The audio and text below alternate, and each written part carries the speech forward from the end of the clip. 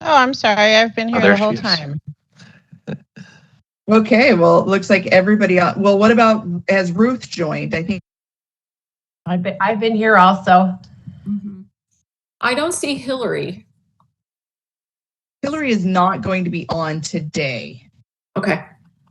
Yeah, but if you want to go ahead and open up and do a roll call vote, that would be great. I'm just going to start off and say I am here, so you don't have to call on me later. And I'm going to continue to work with IT so I could switch from my phone to my laptop.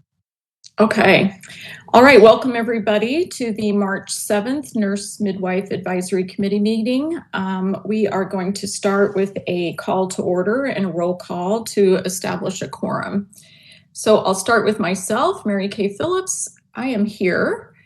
And it looks like Hillary Reyes is not here. Ruth Milkey. I'm here. Jenna Shaw Batista. Here. James Byrne. Rebecca DeSantis. Here. And that's all of us. And one more. Oh, who did I miss? Kenneth James, I'm new on the committee. Oh, welcome, Kenneth. Nice to meet you. And where are you, Kenneth? What city are you in? So I'm in Irvine, California. Okay, great.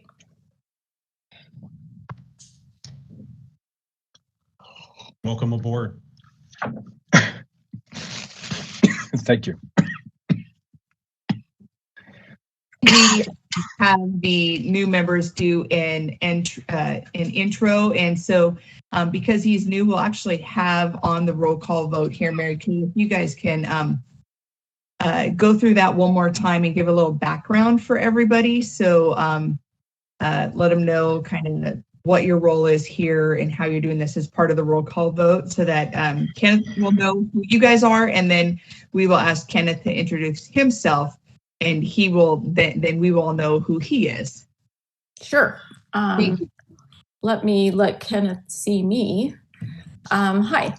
So I am Mary Kay Phillips. I am a midwife in Southern California. I'm at Kaiser in San Diego.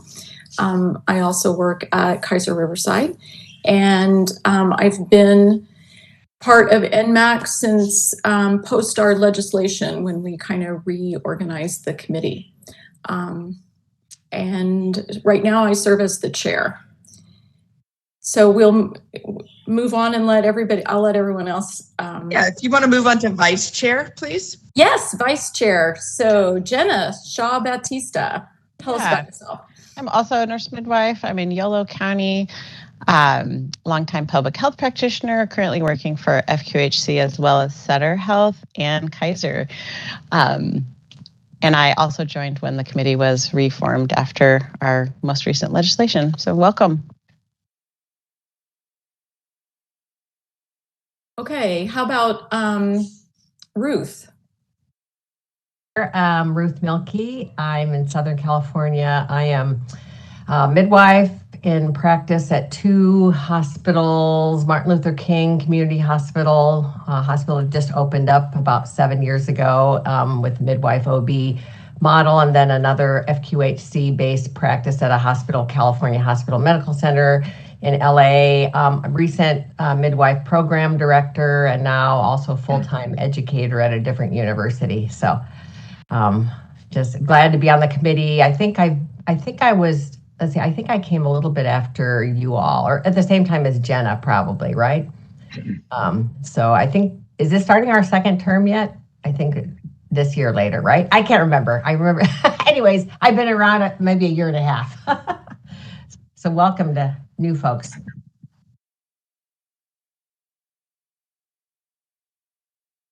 All right. How about Rebecca?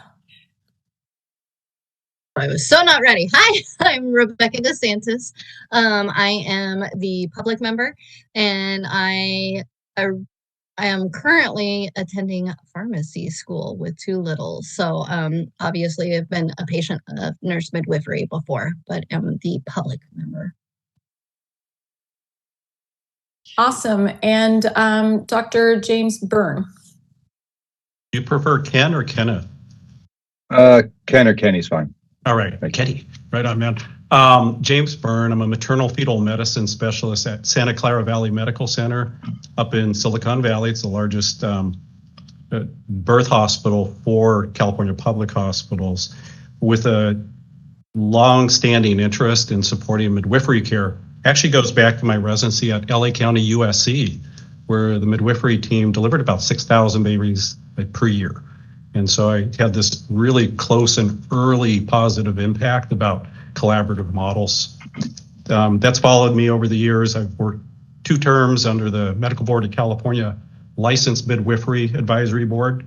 And depending on whether we're into our 2nd term or not, like the other speakers, this has been a really impressive group as we move through things. So welcome. Thank you.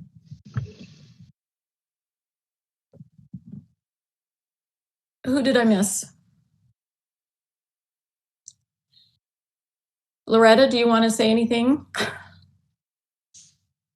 And so my name is Loretta Melby. I am the board's executive officer. I'm also known as Lori. I was appointed by the board, and I am here to assist in kind of running the meeting and answering questions and presenting items. And I will turn it over to our board's legal counsel to have him introduce himself. Everyone, and welcome, Ken. My name is Reza Pezhuhesh. I'm an attorney with the DCA Legal Affairs Division, and I'm the BRN's legal counsel. Okay, thank you, Reza. Did I miss anyone else? No? Okay, then we can move on to general instructions for the format of a teleconference meeting. This is the BRN moderator. I will be moderating the meeting. To facilitate public comment, we will be utilizing the WebEx question and answer feature. When the committee reaches a point in the agenda at which public comment is appropriate, the question and answer feature will be turned on, and members of the public can indicate that they would like to make a comment by inserting the phrase, "I would like to make a comment," in the question box, which is typically in the lower right of your screen. I will then call on the individual and unmute their microphone. The individual will have 2 minutes to make their comments. I will not give a warning as your time approaches. I will mute your microphone and will announce that your time has exceeded the time allotted. I will then move on to the next member of the public who has a comment. Please note that the question and answer feature is being used only as a means for members of the public to represent that they would like to make a verbal comment. Please direct your questions to the committee and they will answer them appropriately. I will provide a brief reminder of this approach at the start of each public comment item. Finally, when board members or senior staff are not speaking, I would like to remind them to mute their microphone. If I detect background noise during the meeting as a result of unmuted microphones, I will interject with a brief friendly reminder.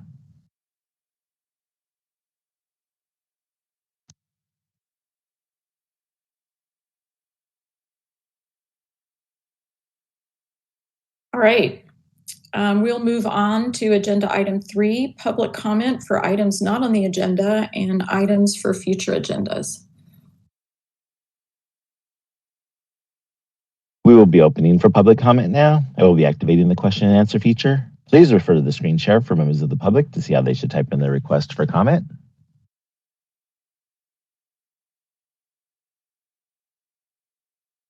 I've activated the question and answer feature. Members of the public can indicate that they would like to make a comment by typing into the question box, "I would like to make a comment." Please remember, you will have 2 minutes to make your comments. I will not give a reminder as your time approaches. I do not want to interrupt you nor cause you to lose your train of thought. I will mute your microphone and inform you that your time has expired, and we'll move on to the next member of the public. I'll pause for a moment for members of the public to type in, "I would like to make a comment."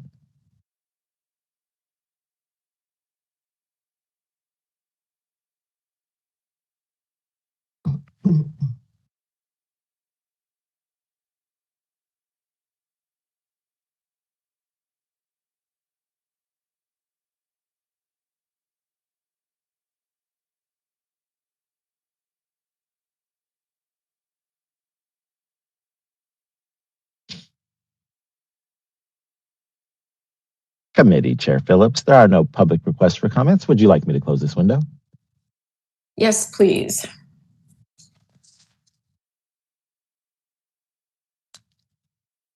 Okay, agenda item number 4, review and vote on whether to approve previous meetings minutes. Hopefully everyone has had a chance to review them.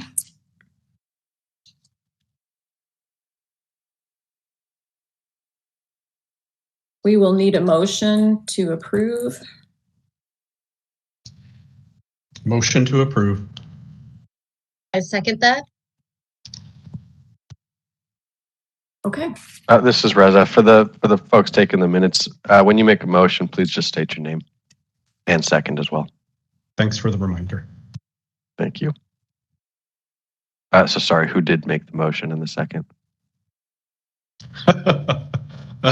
Double bad. That was Jim Byrne. And seconded by Rebecca DeSantis. Thank you.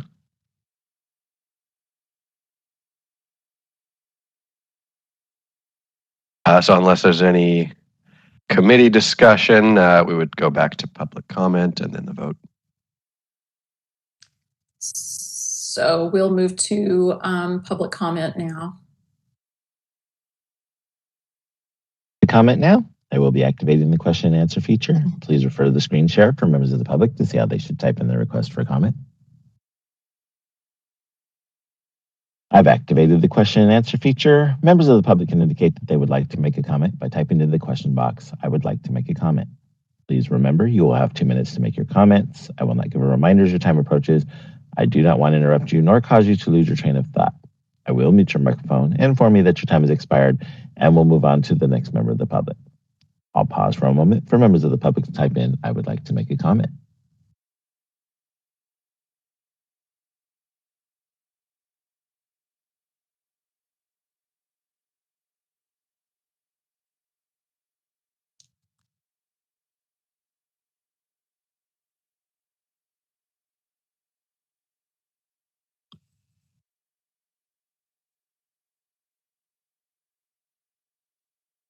Committee Chair Phillips, there are no public requests for comment. Would you like me to close this window? Yes, please.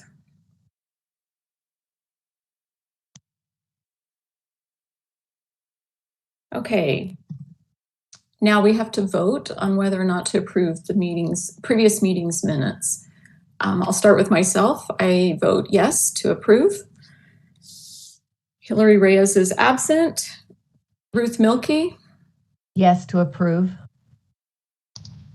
Jenna Shaw Batista. Yes. James Byrne. Approve, yes. Rebecca DeSantis. And Ken James. Approve. Okay, it looks like we have approval.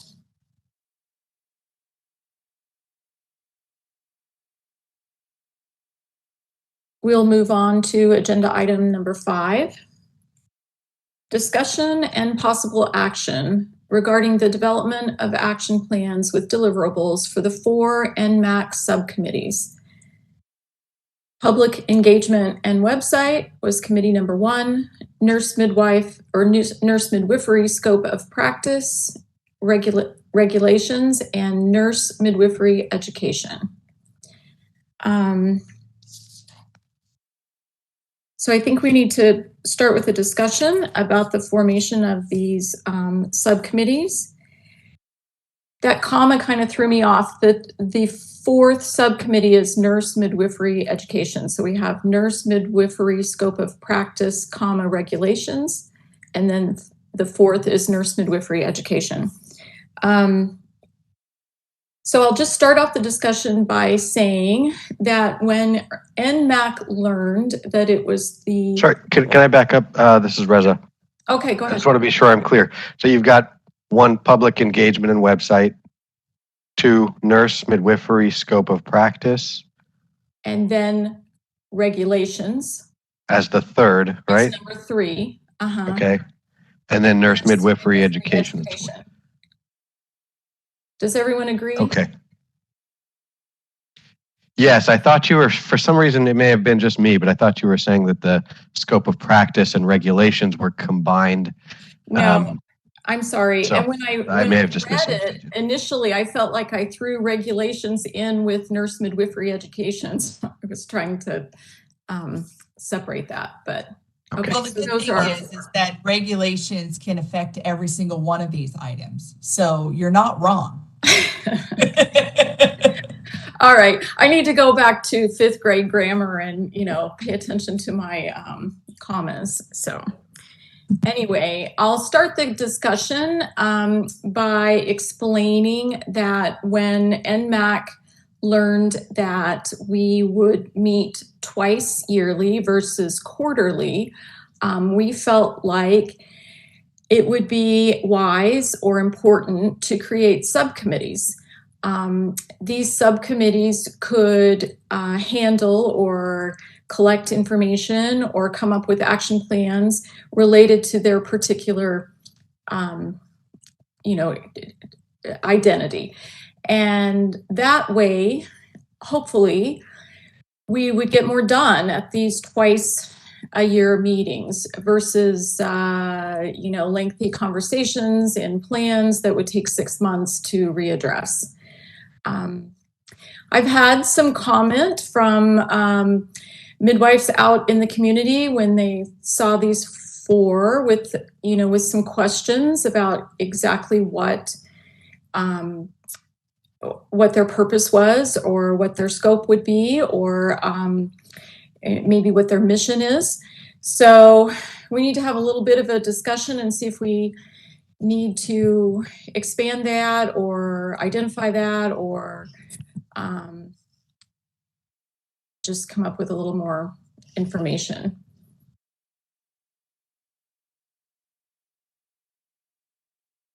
Does anyone have any comment?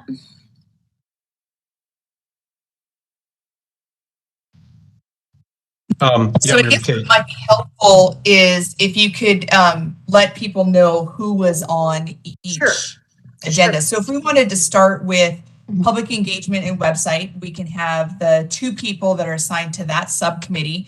And then you guys can work through kind of what the initial focus should be and a timeline for that. And then once that is established, then we can go to nurse midwife scope of practice, pull the 2 people that are participating in that one, and then kind of do kind of a primary focus, a timeline on that, and then move through these 4. And then that way we can start the discussion, break it up into the 4 areas, get that moving. And then as we go through, if we get to like regulations and somebody from public engagement website said, hey, I might want to do that as part of mine as well, then we can add that too. So that way at least start the conversation with the public engagement website and the 2 people that are assigned to that one. Thank you. Okay, I'll start because I am the one person that's assigned to public engagement and website. We had to limit it to 1 because we are an odd number, and we are 2 per subcommittee, if that makes sense. And we didn't have the numbers to have 2 on this subcommittee. So unless we want to overlap, which we could always do. But right now I'm the only person assigned. And the reason that I picked that up is because basically over the past year, I was very active in reviewing the website, the BRN website, trying to basically clean up old links, old sites that weren't in agreement with our new legislation. So we've done a good job. I think we've done a very good job, and the BRN has been very receptive to removing and, when things were identified, getting rid of old and creating new. So it looks good. I still periodically review, and I think we need to be careful about anything else that's posted. But if anyone else wants to work on this subcommittee with me, more than welcome. We can have, the idea was to have a limit of 2 so that we wouldn't break any rules about meeting outside of NMAC. And that's why we're limited to 2. But right now I'm the only one on this subcommittee. Yeah, the reason is there are 7 members right now. There are 4 subcommittees. So with 2 people on education, 2 people on scope of practice, 2 people on regs, it left you as the Lone Ranger there, Mary Kay. So someone can join you if they choose to. And that's something that you guys want to put forward and have out there and add that here. We can kind of, we would have to agendize that for the next meeting because we don't have it on our agenda here that says we will add to this subcommittee. We're just to develop action plans and deliverables. So with that, if that is something that we need to change, we will have to agendize it in the future and then add that. So with you on this one here, you're saying that your primary focus is to update the website, or is your primary focus to continue the review of the forms and publications related to nurse midwifery practice and ensure that those are current? Other than, I think we need more specifics so that we can document what your primary focus is. You might have a couple lists of objectives potentially if you want to, but if you're trying to do an action plan and a deliverable, it needs to be more than I'm just going to continue to review the website. So if we want to kind of expand on that, that would be great. And then please, other members of the committee, vote in, give ideas, have a robust discussion of what you guys would like to see on the website, and for things that Mary Kay could focus on if you guys are seeing them. This is where, as a group, you all come together and say, this is really the focus we need in this subcommittee, and then we create that focus for Mary Kay to call it, kind of follow through and carry out. So it is not just Mary Kay saying this is what I'm doing. It's what do you guys want Mary Kay to do, and what do you guys think Mary Kay should do as part of her initial focus and any deliverables, action plans, etc. This is where you guys would come in and have a conversation. So I think it would be a big ask and a big plan to say update the website. I don't think that would be my role. I do think my role is to constantly review the website and look for anything that's outstanding that maybe is out of date, or that needs to be updated or removed, which is basically what we've done in the last year. I think that this subcommittee could also be responsible for anything that new that should be added, or there may be new legislation soon.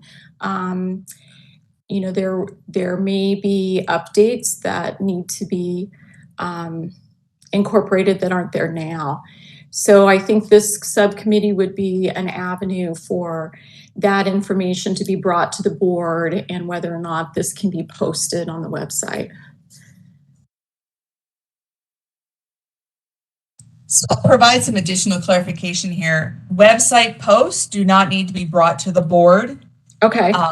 And so you would bring suggestions for improvement to this. Well, you can actually email directly to Macaulay and I and Reza. We can review it. And then if it's something that needs to come in front of the committee for discussion and decision, then we would bring it here. And then if it does affect, like, hey, I noticed this and we need a regulatory change, or there was a board advisory and that doesn't fit anymore, we need to update that. Those would then have to go to our board to create those much larger scale things. If you find something on the website where you say that a board advisory is there and we need to create regulations, then you would let the regulatory subcommittee know that through the report out on a agendaized committee meeting for NMAC, etc. So these are, you're kind of going to be, as you kind of peruse the website, as you kind of look at nurse midwife specific forms and publications, you're going to say, oh, I see that this is not in regulation. It needs to be in regulation. Or I see this is a board advisory and this is no longer something that is current. We need to address that or adjust that. And then you would continue that conversation. So those are kind of the routes. It would, again, only need to go to board if it was changing a board advisory or changing regulations, and those would typically be shared out in this meeting and go through the regulatory subcommittee before it would go to the board. Okay. Member, I just have a question. Are we talking about the BRN website and then anything related to midwifery care? Yes. Right, Yes, that's it? we are. And Okay. Dr. James, I'm so sorry. Our BRN website is rn.ca.gov.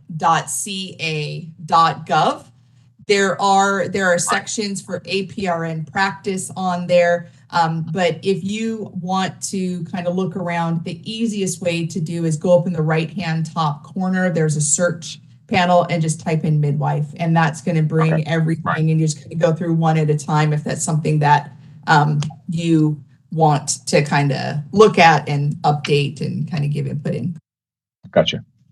Thank you.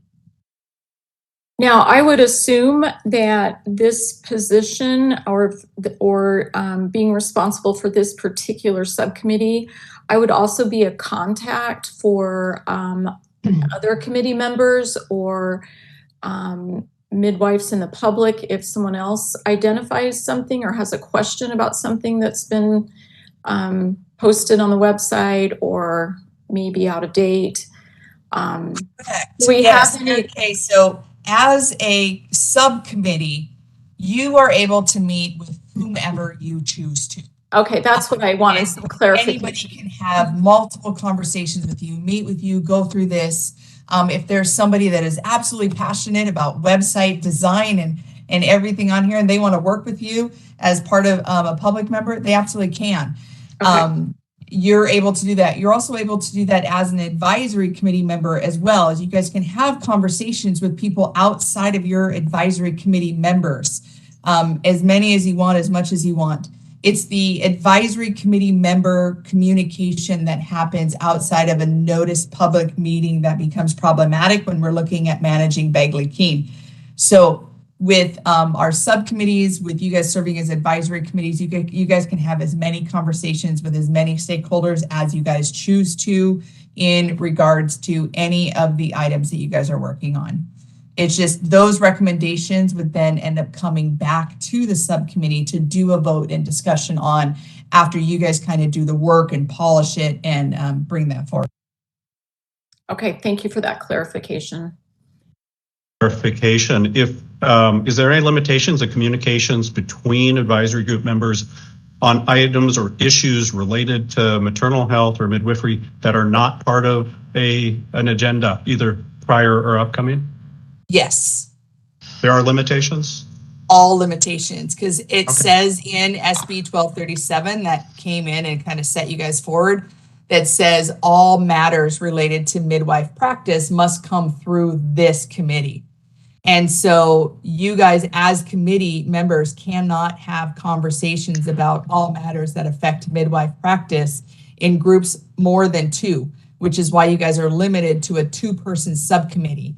Any of those conversations, whether they take place in, say, Ruth and James, you guys are having a conversation and then you're like, hey, let's loop Mary Kay in. That's then serial communication, and that is not allowable through the Bagley-Keene. So limit it to 2. Don't have serial communication. If you guys need to have emails sent out, it's always best to have that go through the liaison, Macaulay Fusarans, myself, or Reza. And we kind of become the conduit that makes that work, but don't take that on yourself. You only can speak to one other member on the committee about items related to the work of the committee outside of a publicly noticed committee meeting.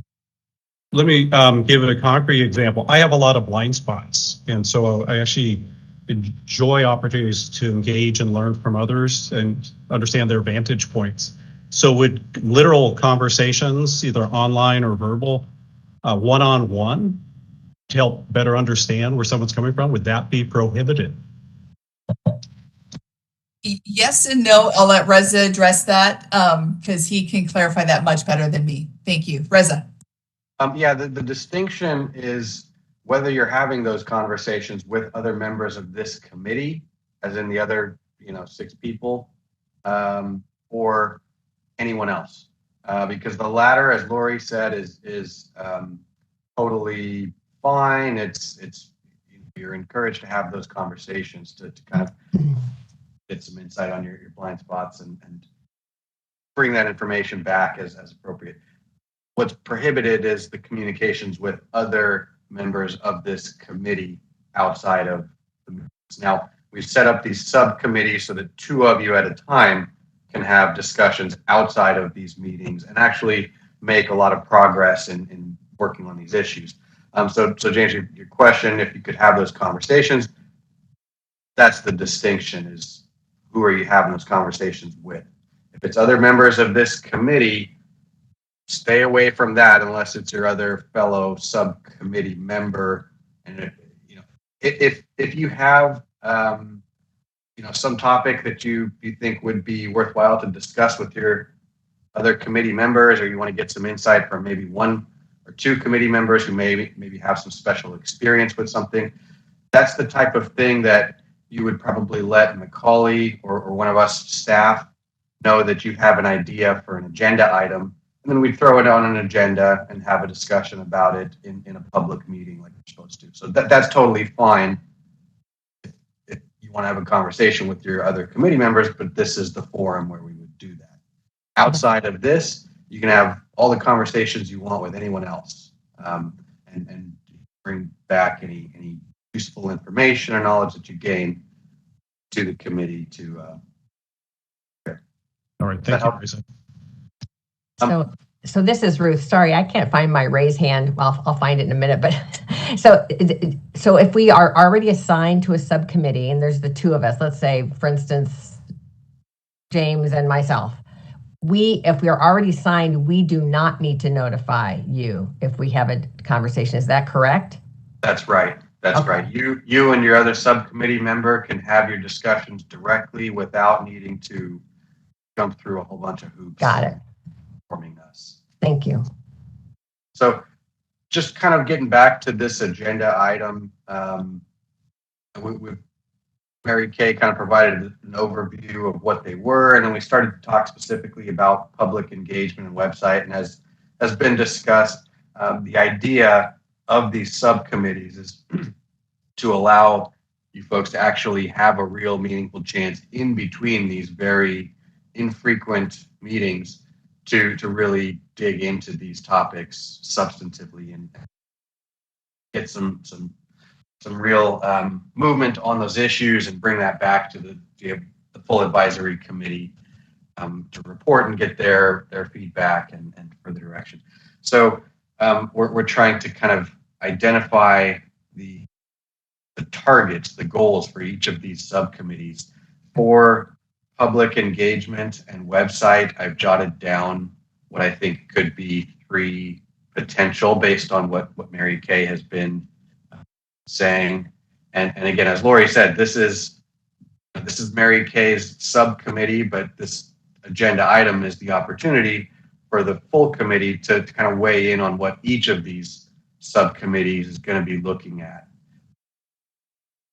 when they are offline. So for public engagement and website, potential kind of action plans, 1 would be to continue to review the website, look for things that are out of date or that need to be updated or removed. A lot of that will be triggered by new legislation, as Mary Kay said. Secondly, being responsible to some extent for any new content that should be added to the website. Lori kind of explained a little bit about the process for that and how board approval is not necessarily required for certain things that get posted to the website, but this subcommittee could kind of take that on as kind of being the lead for the midwifery related new content. And then thirdly, serving as a point of contact. Mary Kay, the way you phrased it was serving as a point of contact for other committee members and other members of the public and other midwives. And I was going to jump in there. I think that's a good point. Just wanted to make the distinction again about won't be the point of contact for other committee members, but other midwives, other members of the public and stakeholders, potentially serve as a point of contact there for website related, public engagement related. So those are our three potential kind of action plans for this particular subcommittee. Again, that's open for further discussion by the committee. It's pretty pleased with those. It can move on to the other three subcommittees and kind of form. Can we identify deliverable? Would the deliverable just be report all changes or schedule changes at next NMAC committee meetings? I think that makes good sense. If there is any changes made that don't necessarily require committee or board approval, bringing them back to the committee just to report out is certainly useful. And it draws attention to the public to changes that are made. Sure. Okay. I'm sorry. Go ahead. Is public engagement reaching out to the other midwives in the state of California, or is it just answering questions on the website, or is it setting up engagements all around the state? Just curious if that's what the public engagement means. I can try to respond on that. This is Reza. It is what you essentially want it to be. At our last NMAC meeting, we decided that we would form subcommittees, and we kind of formulated these 4 subcommittees in concept, but really didn't go too deep in formulating what the specific objectives of each subcommittee are. So we're at this point pretty early still in the process of forming these subcommittees and identifying what they will be doing. So what you just said could conceivably be kind of within the scope of this subcommittee or not. And of course, it can be evolving to some extent over time. So if next year there comes up a strong need to add something to a subcommittee, you could always do that. One of the aspects that I recall we discussed regarding public engagement was the value of having a public-facing website available to increase awareness among the lay public, but also the midwifery community, and also just as importantly, the physician community and hospitals to help erode some of the pushback and obstruction for making progress. So it was really felt to update people regarding the regulatory change, the societal changes, and the rest. So not just PR, there's a professional component. Yeah, I would agree. And then just remember that the entire focus of our board and why we are here is public protection, and that has to be separated from promotion of the profession. So anything that is promotion of the profession needs to live outside of our board, needs to live within your national organization, your state-based organizations, and cannot be part of our BRN. The Board of Registered Nursing is here only for focus of public protection. And so we need to make sure that when we are doing these outreaches, when we are doing these web designs, when you're doing these different things, that is always the primary focus of everything that you guys look at through that lens of public protection versus promotion of the profession. Yes, and I agree with Dr. Byrne. One of the reasons that motivated this was we needed to have accurate information on the website so that when hospital organizations or physicians or employers were using the BRN website as a resource for all things midwifery, that the information that was available was as accurate as possible. So that's what motivated this, and I think we've done a good job so far. But as anyone who manages a website will tell you, it never sleeps, it never dies, it's a constant job, it never goes away. And I think we need to be all of us, not just me, but I think everyone needs to be on their toes about what's out there and what they find on the website, because we do not want the wrong information out, posted. So even outdated information is the wrong information. Right. And we will be the first to admit there is a lot of outdated information on our board's website, and we are working diligently to clean that up. But really, a lot of that stuff that affects your guys' everyday practice, when you guys run into that and you bring that to our attention, it's a lot easier for us to pinpoint that, work on that, address that, and then move to the next versus kind of going through every single word on every single page to try to find that out. So that engagement, that feedback system is great. The one thing I do want to address as well is looking at this nationally. That is one aspect that I want to kind of bring back into focus is there is an APRN consensus model. Our board adopted that APRN consensus model by board vote back in 2008. So we are working on the other three APRNs through looking at regulation, looking at potential need for a statutory change, what we can do as part of just making sure that the message is consistent, et cetera. So always kind of keep that in the back of your mind at a national level when working towards a state level. Okay, I feel like we've gone over this particular subcommittee well enough. We have at least 3 points to the action plan and a deliverable. So if everyone's in agreement, let's move on to the nurse midwifery scope of practice. So I'm on that with Ruth. And I did actually have a clarifying question because I felt like in our conversation at the last meeting, we talked a lot about separating clinical and policy issues. And my understanding was that this was actually going to be more nurse midwifery practice as opposed to regulations, which was group number 3. Clearly, I misunderstood, but I am sort of curious, has this second group then become sort of focused on a subset then of the regulations that would be what, Jenna, why do you feel like you misunderstood that? What have we said that? Oh, well, just when I think of scope of practice, it feels less about clinical issues and more about regulations. But I don't know really, now that I'm saying this out loud, what we had sort of envisioned was going to be discussed among clinical issues. So I'm not really sure, I guess. I'm not understanding what the difference between the two are.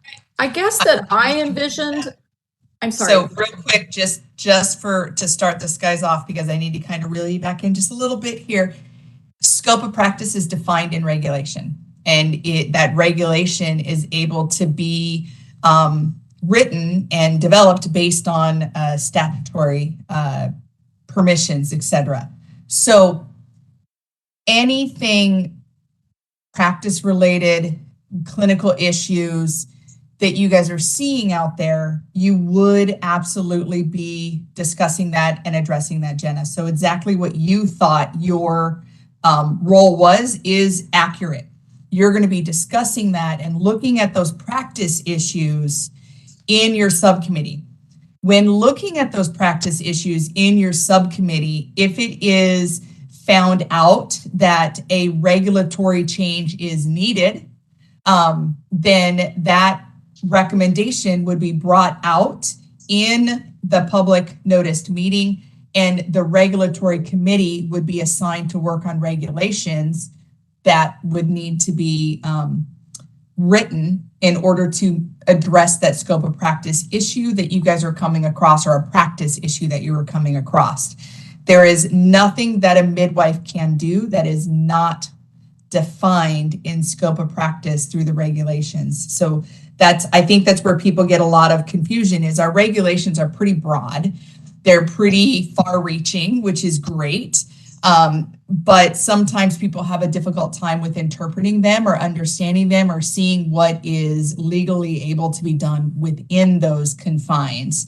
So having those practice discussions is key, because then we can run it back through scope of practice regs and scope of practice statutory requirements and see if there's anything that even needs to be addressed. There may not be a regulatory change that's needed or a statutory change that is needed. There may just need to be an FAQ created that's saying, yeah, that's absolutely something you can do, and it's supported through this regulatory process here. And so hopefully that kind of gives you an idea that you are not incorrect, that you are absolutely looking at practice issues, but within those practice issues, there may be chances to recommend regulatory changes or potentially even see where there's a miss, where there needs to be a legislative ask either from an organization or the BRN to ask for a change in that scope of practice so that we could then develop regulations, et cetera, to be able to allow for that to occur. Okay, so we'll think about it as nurse midwifery clinical practice, because that's all within the scope, and that's why we're calling it scope. Yes, and Correct. Jen, I personally believe that of all the subcommittees, this is probably the most robust, because I think in this subcommittee is where we're going to identify limits or perceived limits or things that maybe something that comes out of the California Department of Public Health that isn't really within the regulations, or, just off the top of my head, I can think of things like, that where midwives have changes or issues with like genetic testing or with ordering routine mammograms or things that are involved in our scope of practice that maybe need some clarification. Admission privileges in that realm. Certainly not how we do pap smears, does that make sense? I just feel like this could be a very robust subcommittee. Absolutely. I think Ruth and I will need to kind of figure out how to proactively identify some of those issues, or maybe they will start to flow to us. But I'll let her kind of weigh in on what she feels was the kind of focus of this one. Because I know she, as an educator, had really wanted to focus on independent scope of practice. And I'm happy to stay on this with her and or join Rebecca in the education subcommittee as a former educator, because I think Ruth and I are the two, and it would be nice for one of us to partner on that fourth committee as well. So I agree. Just to be clear on that, we cannot change Just agendize it now. Assignments. We would have to agendize this for the fall committee to do that, and we'll work offline with Mary Kay and Jenna, you guys on that as chair and vice chair, if that's something that we need to do. But as the committees are set today, we do need to progress forward with that. And then just for an additional piece, just to keep you in the back of your head, is all of these subcommittees after today, we're going to be reaching out with, you'll get emails from Macaulay on this. We'll set up meetings with Macaulay, myself, and Reza, as well as the 2 or 1, Mary Kay, subcommittee members, and we'll kind of meet and kind of go over some like ground rules and everything so that we can set up how this will run to be most efficient and kind of be there as assistance for you guys as you guys go through this if questions or anything arise outside of these meetings. Ruth, do you have a comment? It's a thought, and I want to confirm and just listening. So now, tell me when SB 1237 officially was signed. Was that September of November of 19? Yes, and became law January 2020. So I think that this is what I'm reflecting on. I believe part of Jenna's and my role will be seeing how much congruence what it says in the bill is actually how midwives are practicing, or is that right? I mean, and seeing if there's any inconsistencies. I mean, we've already touched on some, like Mary Kay mentioned, that the fact that midwives were having trouble ordering genetic testing independently, that I think has been kind of an action item that we did, and actually that included public and other agencies, that kind of thing. Am I thinking correctly here? That could be part of it. Absolutely. Yeah. Yes. Don't limit yourself to just SB 1237. There's an entire statutory section on midwives and an entire regulatory section on midwives. So exactly. When you're looking at scope of practice, do this. The one good thing is if you do find inconsistencies in the way that midwives are practicing outside of SB 1237, the good thing is that SB 1237 is now statute, so we have the authority to provide clarification based on that law. So that would be an easy fix, and would probably be, instead of turf to regulations, which it may, if we needed additional guidance, go to the regulatory group, but it may actually just be a recommendation back to Mary Kay to say, hey, let's update this on our website. So that is where these groups will come back, report out together, and new assignments will go out to the subcommittees to assist the practice of that subcommittee that just brought that forward. So Jenna and Ruth, can you guys identify like 3 action plan issues right now? Well, it seems like one critical one will be to respond to questions or issues identified in CNM scope of practice with review of current regulations and recommendations to the commission or the board via the commission as necessary. I'm not. So when you say respond, Jenna, who are you responding to? Well, I'm not sure. It sounds like we may have issues flagged for us from the board and from Macaulay. We may be alerted to issues from other commission members.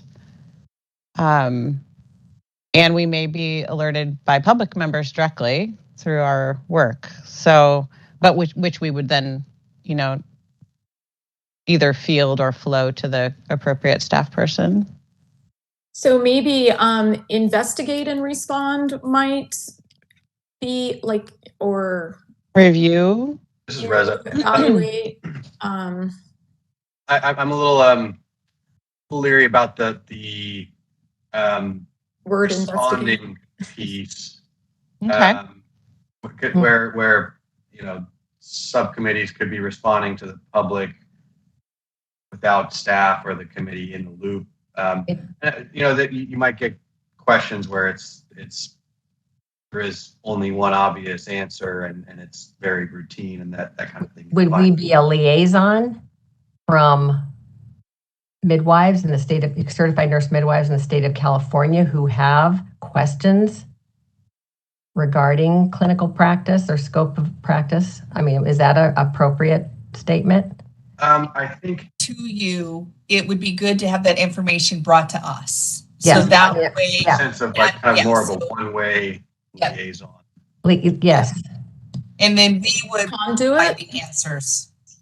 With the last one, we put down point of contact for public regarding like website issues and stuff. So I think what you're envisioning is probably kind of something similar. We have an entire unit called Nursing Education Consultants here that has several people that are members of it. And one of their primary responsibilities outside of working with the deans and directors of all of our schools, both pre-licensure and APRNs, is to answer scope of practice questions for the public. And so that is why you guys would bring that information Yes. to us, and then we would have our board staff, specifically our NECs, provide that information because they have the training and expertise on the regulatory process and the statutory process, and able to provide them the documentation to support the answer. So kind of on that note, I mean, when I was first appointed, and I don't know if this happened to you too, Jenna, I had several midwives reach out specifically on, and as I recall, just what the whole, the meaning in SB 1237 on, I think it's like the protocols or the mutually agreed upon protocols kind of thing. I don't know. I mean, I think they just saw my name as a member on the committee, but I guess my long-winded question here, are the subcommittee members identified somewhere for the public so they could reach out to Jenna and I as a liaison? That's my long-winded question. That's okay. They will be after today. So Okay, we good. will be adding to our website underneath the advisory committees, these specific subcommittees with deliverables. We couldn't add them before because we didn't really have deliverables, and it would just created more question.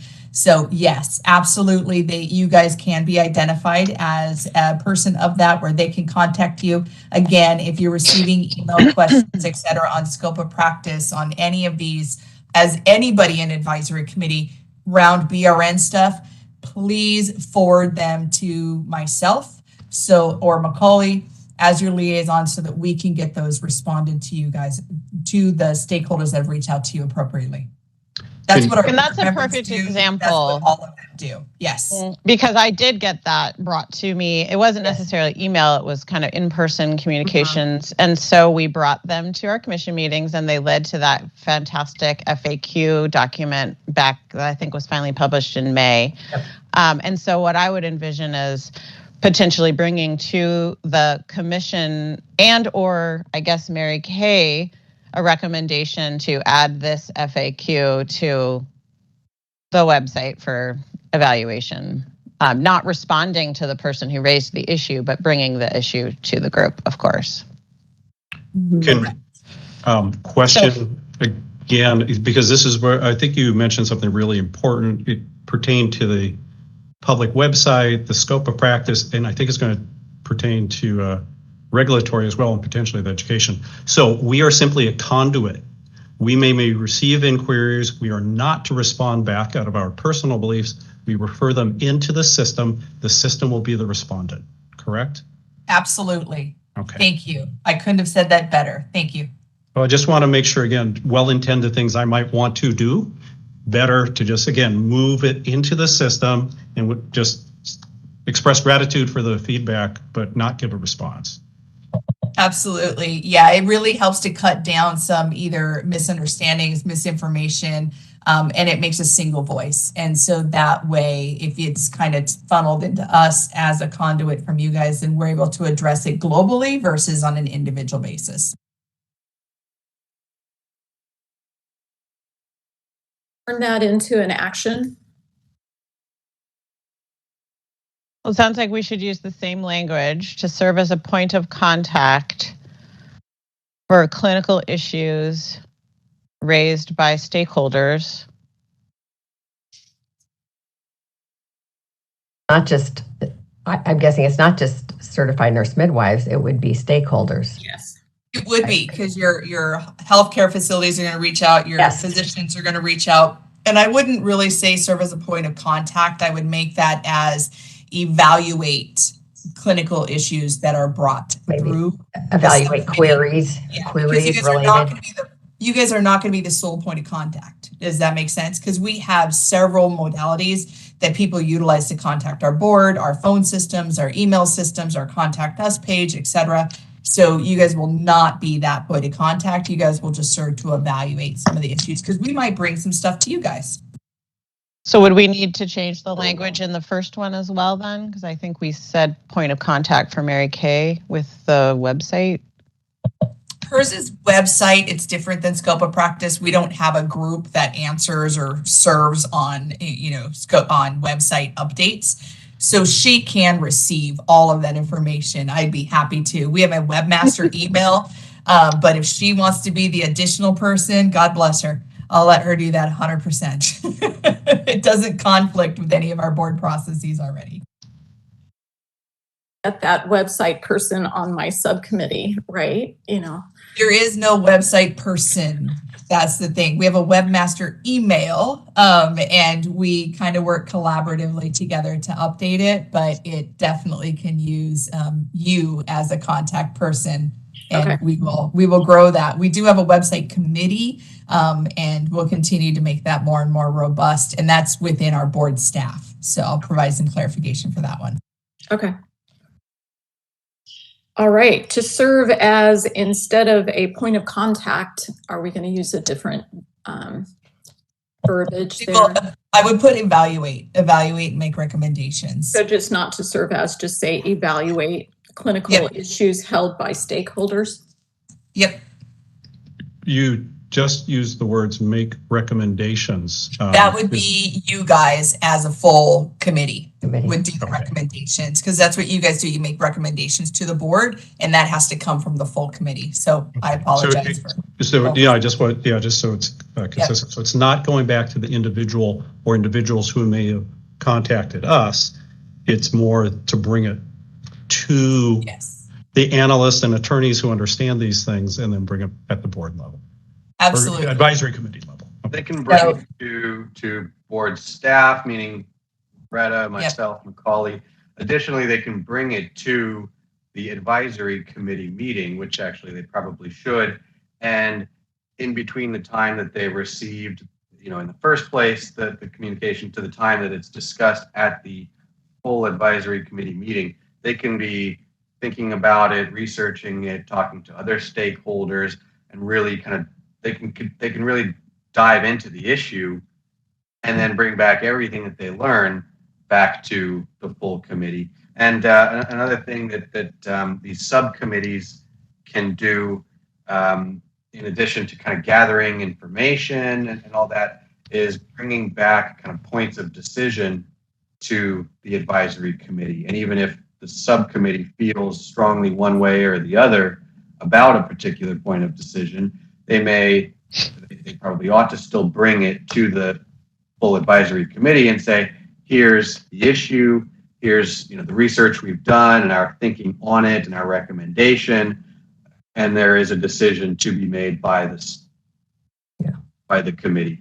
And of course, the committee will then make a recommendation on behalf of the committee to the board. One of the other things that we were doing in a different advisory group, because it seems to be a lot of people are reaching out to them, is we're developing some kind of a tracking sheet that says these are the issues brought forward and these are where we will be kind of handling them in.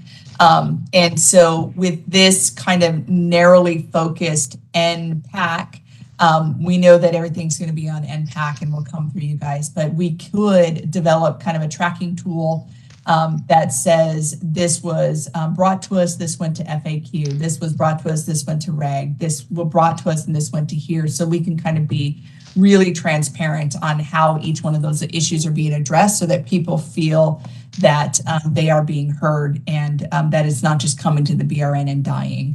So I think that's a great idea. Especially because I was going to propose a slightly different second aim, which was to identify trends. So I think it will be valuable to know what's a one-off issue versus what's something that we're hearing about repeatedly. Yeah, so if you're wanting to kind of have that as part of your deliverable, that you'll have some kind of a tracking sheet, we'll be able to update that and put that out on our website as part of our materials, et cetera, and keep that kind of going. So I don't know where we are in actual creation of we have 2 outcomes, I think, or deliverables, but I think pursuant to what Reza just said, we want to make sure that it's not only whatever we said, conduit or evaluate, but also as needed research the issue, because that's where we go back to using our outside consultants right? I mean, so it's not just evaluation, it's also gathering the information for the committee. Yes. This is Reza. So for this subcommittee scope of practice, I think you can, for this discussion, go about it a couple of ways. One is most of the discussion we've had so far has been about ways that this subcommittee might receive information from stakeholders and what it'll do with that information, et cetera. As kind of a separate way of looking at it, if there are particular actual substantive scope of practice issues that this committee wants to kind of put in the, lap of this subcommittee, that's fine too. You can identify specific actual issues for them to focus on at the outset, or you can kind of, for the time being, leave it a little more general, and what we've discussed so far will kind of allow the subcommittee to identify what those issues might be. Or it could be some kind of mix of the two, where you give them an issue or two that you want them to focus on, and additionally they can evaluate other issues that are brought forth by stakeholders and stuff. So if you have some specific scope of practice issues you want to assign for the time being, great. If not, I think that's fine too. And later on, if a specific issue comes up, you can assign it out then. Yeah, I think I would prefer to leave it general for now, since that can be comprehensive and address a wide variety of things that come up. And I'm not sure if we articulated a second goal, but perhaps it's create a tracking mechanism to identify trends and ensure follow-up for issues raised by stakeholders. I'm talking off the top of my head there.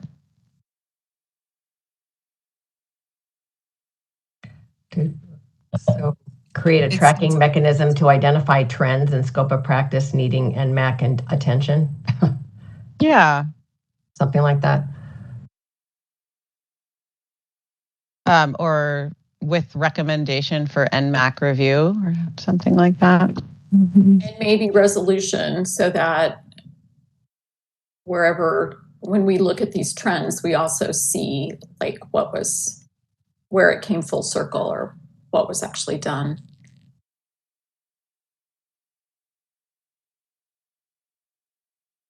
Okay. Do we need to actually verbalize this action and deliverable, or what do you think? For the purpose of minutes and closure to this subcommittee?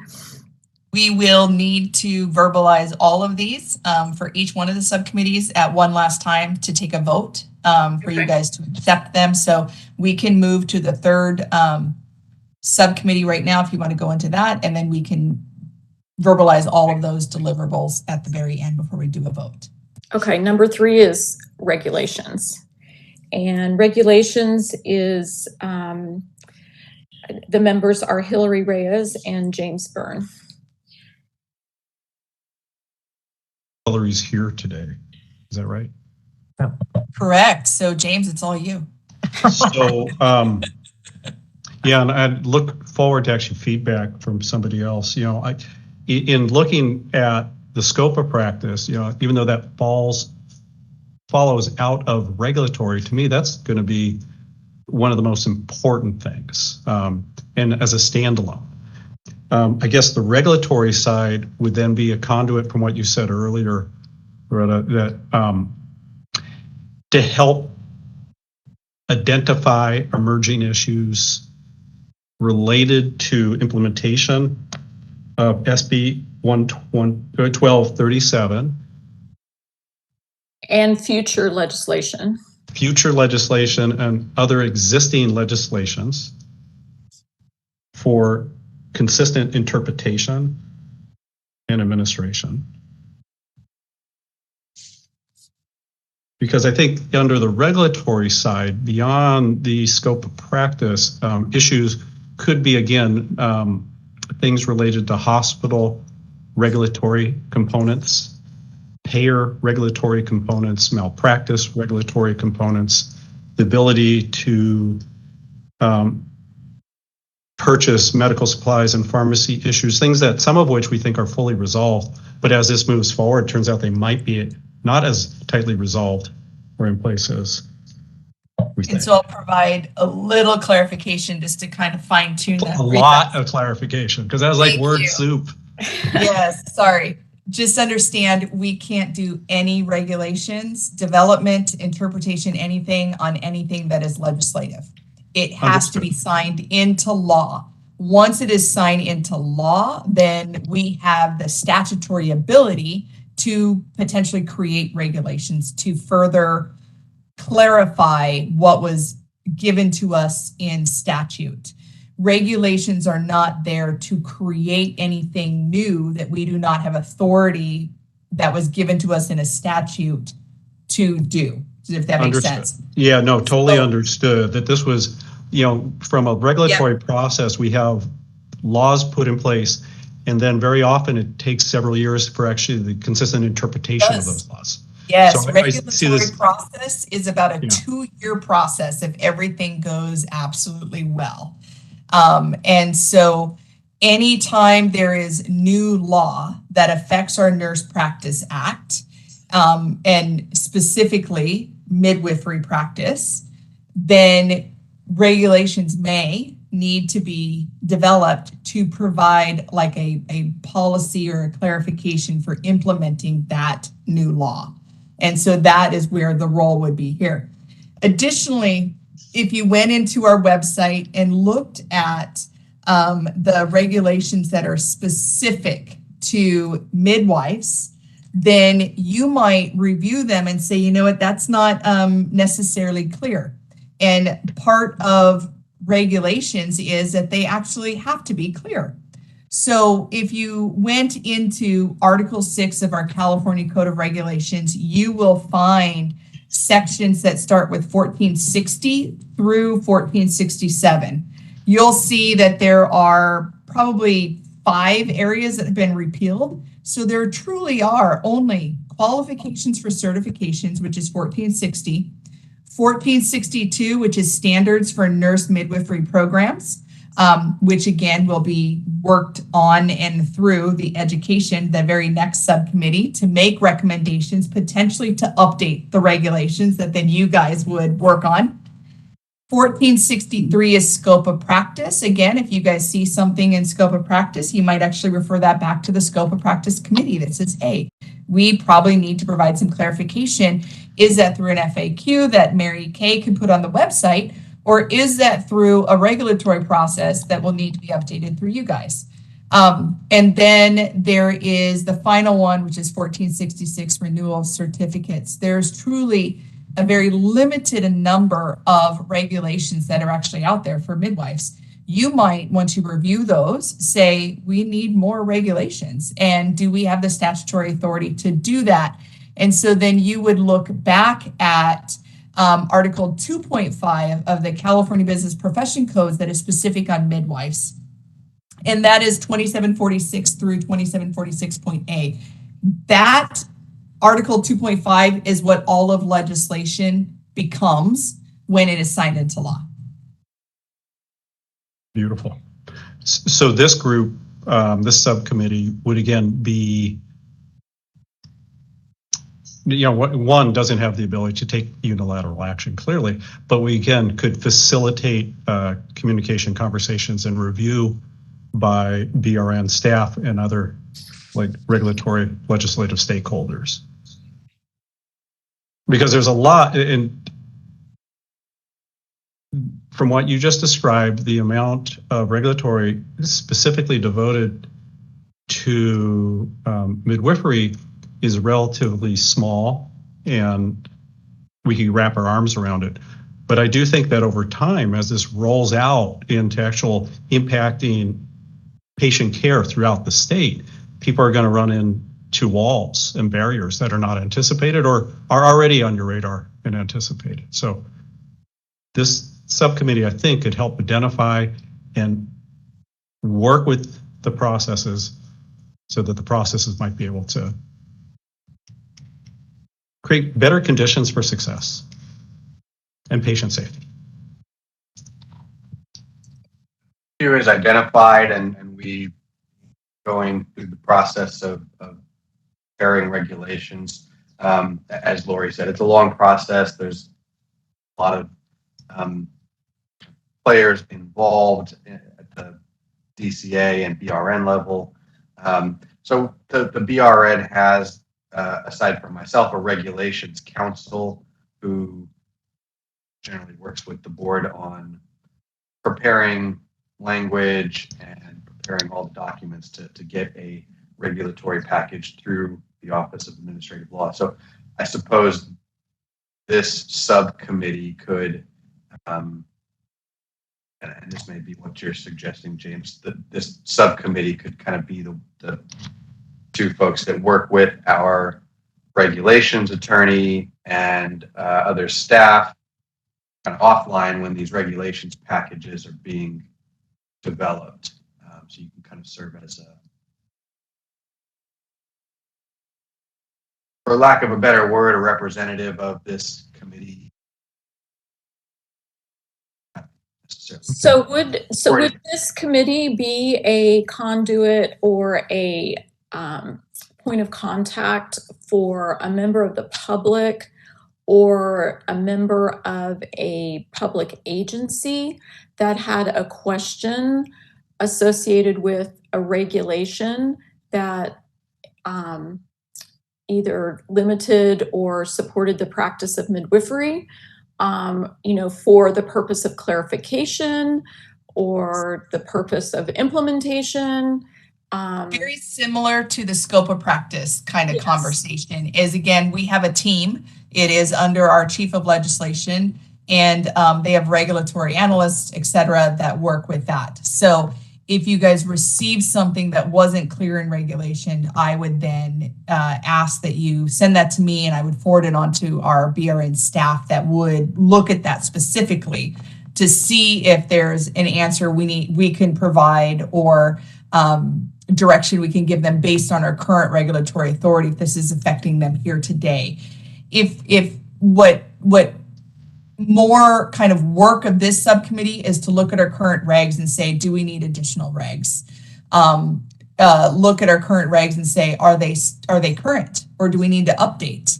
That kind of process, and really be the go-to when you're looking, Mary Kay, at the website, when Jenna's team is looking at scope of practice issues, and when the education team is looking at education issues, they will become the kind of portal that would answer those if any of those say we need regulatory update. So they're going to be receiving a lot of information from the subcommittees and the advisory committee here, really, to do the work that then they would recommend to our full board. So theirs is kind of like doing a quick evaluation on the front end of our current regulatory process and statutory alignment. And then truly, they're going to become more secondary after that based on the feedback and the work that the other three subcommittees do.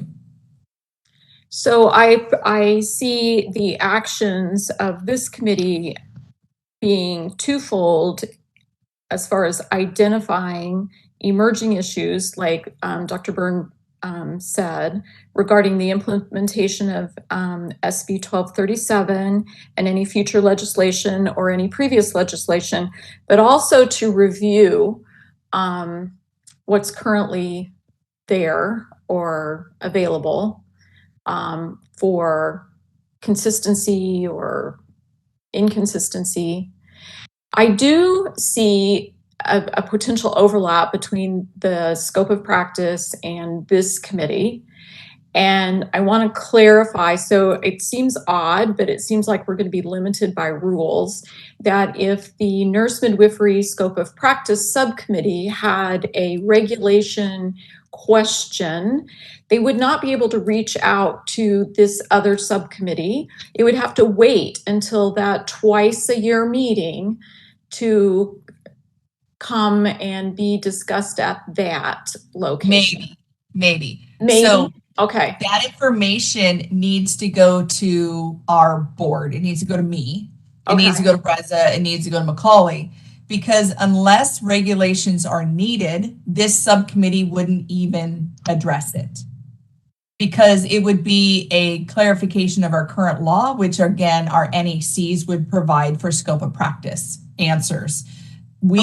A lot of times we have the regulatory authority already to do it. People just don't understand the regulatory authority, which is why we have an entire team that answers scope of practice questions. So it would not wait. It would be given to board staff. Board staff would work with the subcommittee to say, yeah, we can respond to this right now. Nobody needs to be delayed. Or we can say, yeah, I agree with you. There needs to be some kind of regulatory change. I will notify our regulatory team that we will be working on regulatory change. And then at the very next advisory committee meeting, you guys would get that information. You guys would hear about that. The regulatory subcommittee would then be agendaized to start work on that if your committee votes to have that work start, that kind of thing. But it would only be the regulatory change that would have to be agendaized and put on that. We are not trying to delay anything by having it wait to a advisory committee report out. That is why you guys, as the individual subcommittees, are working very closely with board staff. Reza, Macaulay, and myself are going to be your go-tos throughout this entire process. We're going to set up meetings. We've worked with subcommittees in the past, and we've had every other week meetings with them set up if they're working on something that is heavy. We've had monthly meetings. We've had quarterly meetings. It really just depends on the needs of that subcommittee, but our board staff are here to serve you guys and help facilitate that. Let me make sure. I think you're describing almost like a dotted line relationship, that each subcommittee can engage directly, immediately with you and your team, Reza and others. Should an issue need formal discussion, it could then go from your orbit back out to a second subcommittee if needed. So no, it I want can't to go correct to that and kind of address what I think Mary Kay's actual question was. James, you were saying, kind of one subcommittee could send something to Loretta or myself, and we could kind of then pass it to another subcommittee. And the answer to that is no, we can't do that. That's what is called a serial communication. We call it a hub and spoke, where, even though you didn't speak directly to the other person, you went through an intermediary, and that's an issue. So that kind of a thing. Mary Kay, I think the kind of general point of your question, if I understood it, was what happens if there's some kind of natural overlap between what one subcommittee is doing and another subcommittee? Can they collaborate? You understood it correctly. No, they cannot collaborate outside of a meeting. And you're, it's understandable for you to kind of think that is weird, because if we weren't governed by Bagley-Keene, it would be the natural way of doing business. But that's the only reason we can't do that. And that there are good policy reasons for why Bagley-Keene says we can't. But in short, if there is something that kind of maybe overlaps and maybe touches on multiple subcommittees, those subcommittees should not be discussing that offline. They should do their own individual respective work within their own subcommittee offline, and then collaborate on that issue within one of these meetings. So it is possible that there will, to some extent, if there is issues that fall in multiple, there will be some siloing, fortunately, where subcommittees are talking about these things independently in a silo without being able to collaborate otherwise. But that's the best way that we can allow you to do the work in the subcommittees, and also have a forum in these public meetings to bring you all together and have bigger discussions on those issues. Okay, thank you, Rosa. Yeah. Thank you for that. I think that my clarification is that there's no delay, because you will be letting board staff know by meeting with Macaulay, myself, and Reza as your board staff liaisons. And we will immediately start addressing that if it is needed to be addressed right away. That was my thing, is that there is no delay if you guys identify an issue that needs to be addressed. It may be something outside of this subcommittee or outside of the committee, and it needs to be communicated with board staff. We need that information so that we can immediately start action on it so that there is no delay. If it is something that has to go back out to the work of this committee or to the work of a subcommittee, then yes, it would be at the next agenda. But I want to make sure that everybody knows that if you guys are receiving information, that information needs to be communicated to our board staff, and our board staff needs to make decisions on whether or not we can start working on it now, or if we have to wait for feedback from the advisory committee before we start working on it. I want to make sure that people understand that we are not causing a delay or putting in an artificial delay, or that there is no perception of a delay by having to wait for another meeting, if that makes sense. Yes, in the interest of time, I think we should wrap up this subcommittee and move on to the fourth. May I ask one clarification question? And I'll try and do it briefly. So should a question come in through the public engagement website or the scope of practice, where, for example, a midwife is unable to get on to a payer plan in network because that payer has an interpretation of statute that is blocking that would then again be communicated into your team, and then it would have to wait to go to the regulatory group for evaluation until the next scheduled meeting. Maybe, and okay. It's just because that question that you answered is much more complex. We don't deal with payer issues at all. That's outside of the jurisdiction of the BRN. So we have no authority to direct anything payer related. That doesn't live within our Nurse Practice Act. Okay.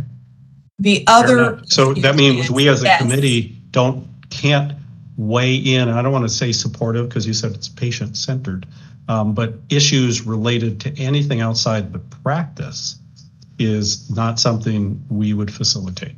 Anything outside of our Nursing Practice Act, yes. We have specific jurisdictions, and insurance payers are not ours, just like healthcare facilities are not ours. That was the second thing, right? Yeah. So anything related to getting on medical staff that's covered under health, California Department of Public Health or others, that too is not part of the purview.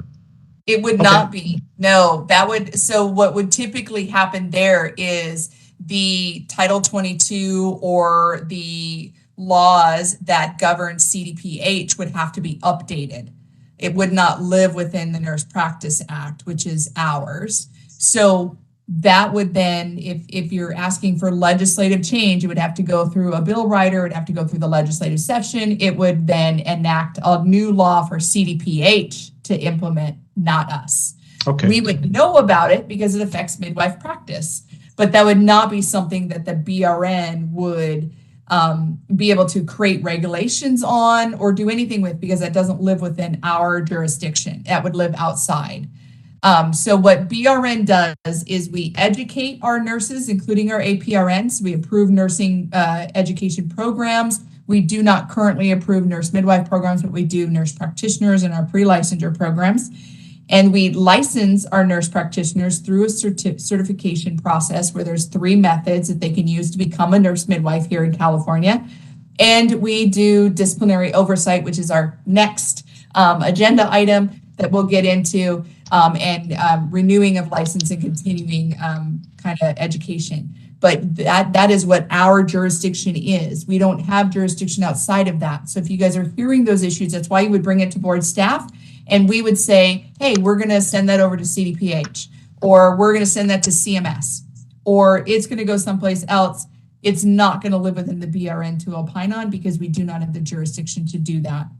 Okay. And so that's, again, why those conversations with us so that we can provide that guidance is going to be key as part of any of these subcommittees. Thank you for a very articulate answer. It's dawning on me that our role even on this committee is probably a more narrow scope than I understood, maybe for other members as well. But you explained it very well. So thank you for that clarification. This is Rez. I was just going to give an example where I think there was an issue. I don't recall, forgive me, the exact details of it, but where it was an issue that kind of related to nursing scope of practice, and there was another agency that had some maybe outdated publications on their website where they were talking about nursing scope of practice, which is our jurisdiction, but their document was necessarily kind of going into it a little bit and happened to be a little outdated after SB 1237. And so I think that was an issue where it was a BRN issue, and we had to work with another department to kind of get it updated. So those types of things, whether it's something that's not in our jurisdiction and it's another department or something more along the lines of what I just described, like Lori said, you can always bring them to staff and we can see where it ought to go, whether it's working with the management of another department or something that's truly within our lane, etc.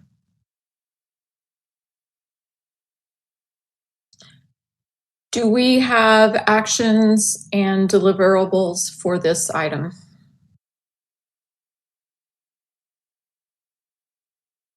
Regulations, is that the one?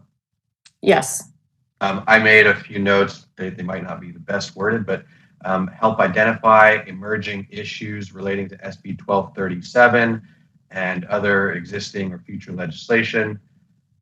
Identify whether there are needs for more regulations, updates, etc., and work with the staff and processes that are required to move regulations through the regulatory process. Kind of. Okay, and deliverable? Just report to the NMAC twice yearly meeting. Sounds good. Okay. All right, let's move on to nurse midwifery education.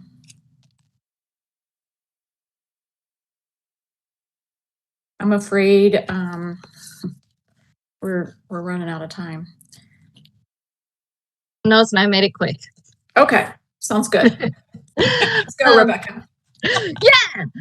Evaluate concerns and bring NMAC the concerns of nurse midwives and stakeholders regarding education requirements, and also provide potential verbiage to NMAC for consideration and approval for the website on new and existing educational requirements and needs for nurse midwives. Including input on if regulatory change is needed, because we do not have in regulations a lot of education issues. So I want you to review that as well and provide information on that. This is Rez. I appreciate that you already kind of developed the wording. Do you mind reading it again for myself? A little slower this time, sure. Let me just add this. Sorry. Evaluate concerns and bring to NMAC the concerns of nurse midwives and stakeholders regarding education requirements, and then provide potential verbiage to NMAC for consideration and approval for a website on new and existing educational requirements and needs for for nurse midwives, including existing regulation and updated regulation.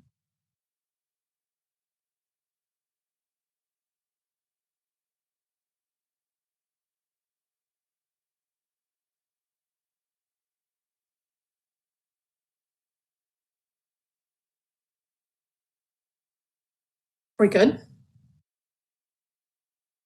Just to discuss the requirements needed for the licensing. It has nothing to do with actually educating the midwives, correct? Kind of. And again, I'll provide some clarification on that.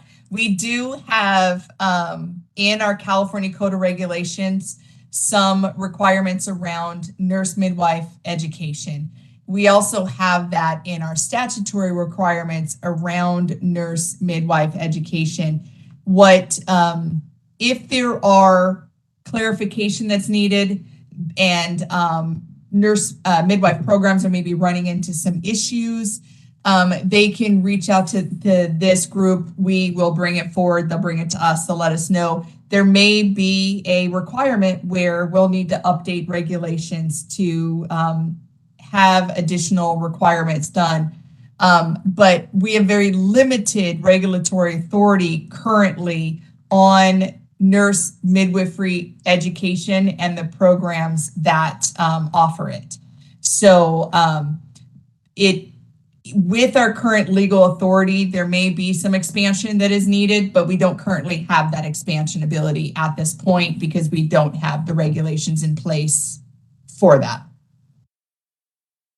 This is Reza. I would add to that, in general, this is somewhat of a general point. If, Lori's made the point, an important point, that we are limited in our authority to what's in statute, and the regulations we pass can only go as far as the statutes and not any further, and they can only clarify, etc. But where you all can kind of think you're got a lot of expertise that's extremely valuable, and you hear things, and if there are, for example, emerging issues that maybe it would require a statutory change, and maybe it's not in our authority now, but it really deserves an amendment to statute. As you know, we can't amend statute, but we can, push for it and work with our colleagues at DCA and our legislative partners and all that to make change happen if there's a strong need. So don't necessarily completely constrain yourself to what we have. Of course, it's a big push to change statute, so not every little thing that you're going to want is necessarily going to be something we can push through there. But just something to additionally keep in the back of your mind, that if there are emerging issues that, and like with education, as Lori was saying, we might have some kind of limited role in regulating nurse midwifery education. Maybe that's something that could change. Again, statutory change is less within our control as compared to regulations, which we write and we push ourselves through the Office of Administrative Law. So, but if it's a very strong need or something like that, there's potentially some role for us there, and therefore for you subcommittees. Also on nurse midwifery education, the obvious thing that comes to mind is, university and college programs, but I would imagine continuing education could also be a part of it. For example, I think we had an issue not too long ago relating to continuing education on abortion-related topics and abortion reversal and things like that. So that's an example of something that it was not the kind of initial midwifery education, it was CE, and something pretty clearly within the lane of NMAC. So another CE could be another kind of category for this. Yeah, because it's not just education preparation, but education renewal requirements as well as what the BRN has under our jurisdiction. One of the things, just to kind of help our new member and everybody else out there, in our Business Professions Code 2746.5, they talk about the certificate to practice nurse midwifery authorizes the holder to attend cases of low risk pregnancy and childbirth and to provide prenatal, interpartum, and postpartum care, including interconception care, family planning care, and immediate care for the newborn, consistent with the core competencies for basic midwifery practice adopted by the American College of Nurse Midwives or its successor national professional organization as approved by the board. That core competencies for basic midwifery practice adopted by the American College of Nurse Midwives is really what the basis of the education grows from. And so that is something that's very important to kind of take into consideration as this subcommittee. because then when you go down into looking at the nurse midwife section, midwife section of Article 6 of our California Code of Regulations, there is in 1426 the standards for nurse midwifery programs. And all of that, as they're developing that curriculum and working toward that, goes back towards that business profession code, where it is talking about those core competencies for basic midwifery, because we educate to license and continue license. And if that is the way into licensure, is through those core competencies for basic midwifery practice adopted by the American College of Nurse Midwives, then that is your guiding tool. In our regulations, what it has there for education is it says, that there's requirements for faculty. There could be requirements for the director of the program. It says that the curriculum shall be no less than 12 months in length, et cetera, et cetera. So please go back to your statute and your regulations to see where your education starts. And right now, our APRNs, which include midwives, only require 30 units of continuing education to renew their licensure. That might be something that you need to look at. I know that NPAC is looking at that based on a recommendation from OPES. And we've had 3 sunset hearings since I've been the EO. And at each sunset hearing, we've had a senator talk about a requirement to increase the continuing education units for advanced practice registered nurses to be equal to what the requirement is for medical physicians, because ours are 30, and that is for everybody, regardless of whether you're a RN or an advanced practice RN. And so those are things that this education group could take a look at and provide some guidance or recommendation to our advisory committee to consider. I would like to add that when we decided the members of the different subcommittees, we said that the vacant position would belong to this subcommittee. So Ken, that's you now. Are you willing, or is that okay that you're a part of this subcommittee? Sure, my pleasure. Okay. Meet Rebecca. Thank you. So it looks like we have some deliveries. We probably want to take a motion and go out to public comments. We can get on to the next agenda item. Do we go to public comments first? Motion first, then public comment, then roll call vote. Okay. A question about the 4th subcommittee. If I had earlier in this meeting suggested that there be a current or former midwifery educator on the committee, given that we won't be able to communicate with each other apart from our twice annual meetings. Is that something that either Kenneth or Rebecca feel would be helpful?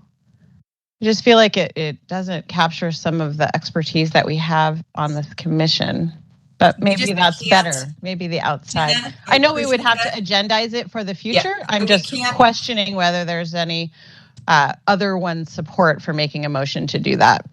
So we can't discuss that as part of this agenda because we're not discussing the makeup of the committees. We're talking about the deliverables of the committee. So we would have to agendaize that conversation for a next agenda. That is not on the agenda today. So an action plan couldn't be to recruit a nurse midwifery educator in the future. That's what I'm proposing.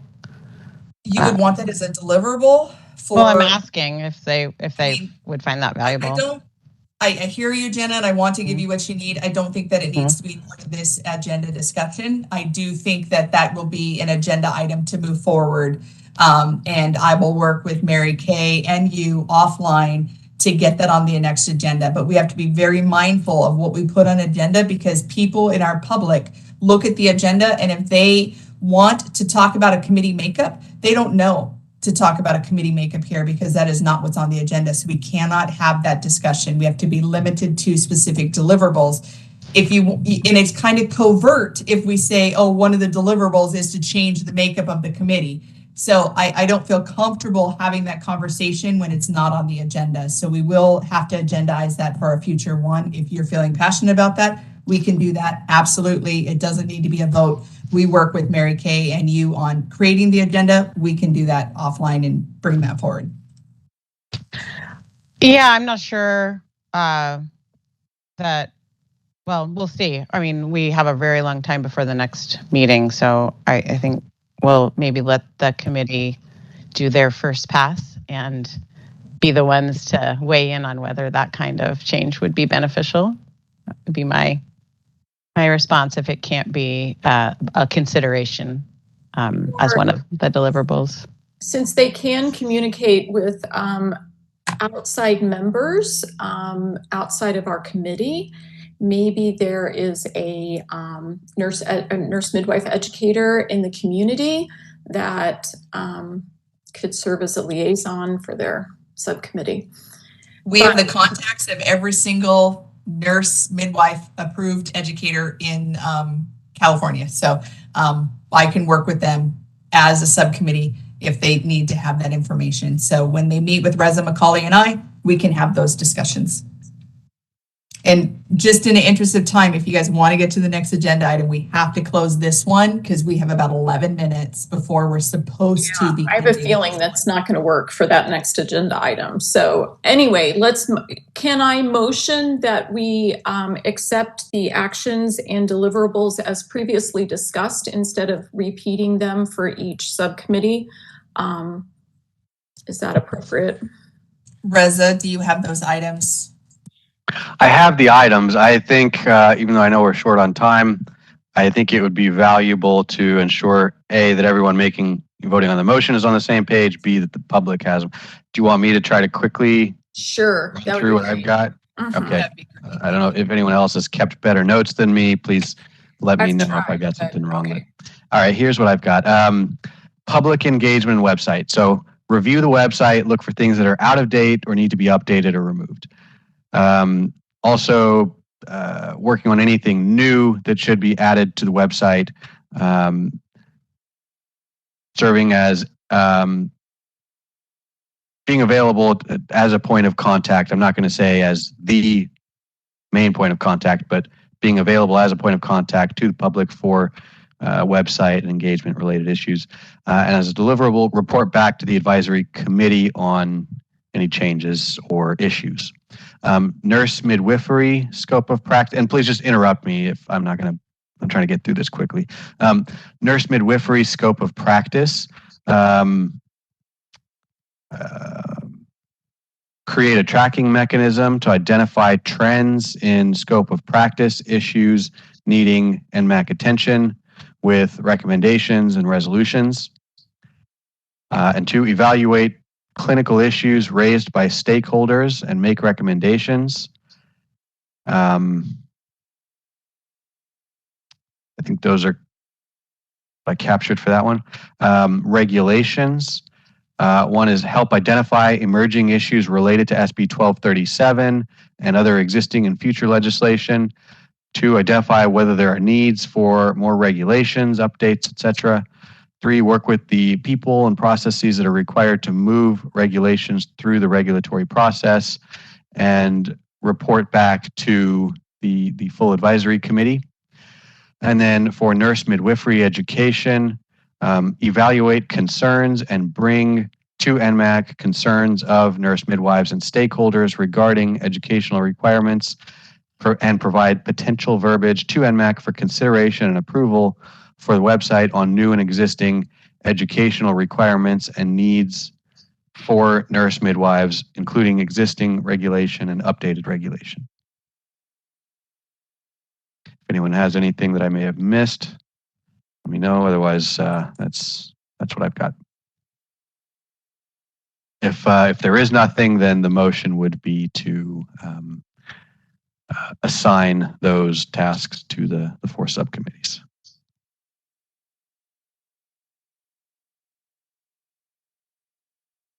Those tasks to the 4 subcommittees. This is Rebecca DeSantis. Thank you. Do we have a second? Melky. Thank you. Board moderator, can we go to public comment, please? We will be opening for public comment now. I will be activating the question and answer feature. Please refer to the screen share for members of the public to see how they should type in their request for comment. I've activated the question and answer feature. Members of the public can indicate that they would like to make a comment by typing into the question box, "I would like to make a comment." Please remember, you will have 2 minutes to make your comments. I will not give a reminder as your time approaches. I do not want to interrupt you nor cause you to lose your train of thought. I will mute your microphone and inform you that your time has expired, and we'll move on to the next member of the public.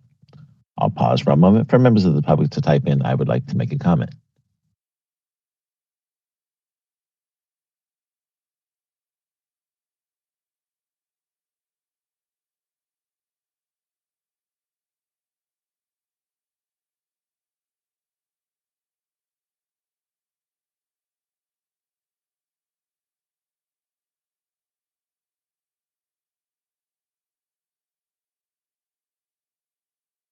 Committee Chair Phillips, there are no public requests for comment. Would you like me to close this window? Yes, please.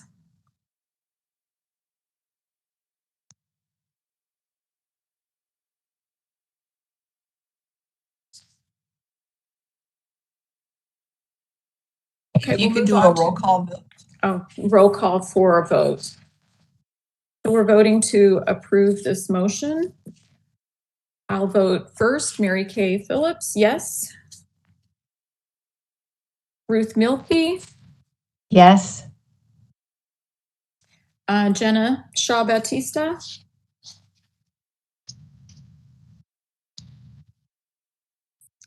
James Byrne, Yes. Rebecca DeSantis, Yes. and Kenneth James. Okay, motion approved. So Mary Kay, we do have another agenda item. It is 6.0. We do have probably about 6 minutes, probably can stretch it to about 10, 15 minutes. If the members of the committee are able to stay on, we can start the conversation. Or we can even open it up and go to public comment if we want to get some public feedback on this for discussion. We can absolutely have some time to get this going. If we can go to public comment right away after we open it up, I think that might be worthy. Perfect. What's your thought, Jenna? You look like you were about to say something. Okay. No, but I agree. Okay, so agenda item 6.0, discussion and possible action regarding the procedures for NMAC to provide recommendations or board guidance on care when the board is considering disciplinary action against a certified nurse midwife. Hey, board moderator, can you please open it up to public comment?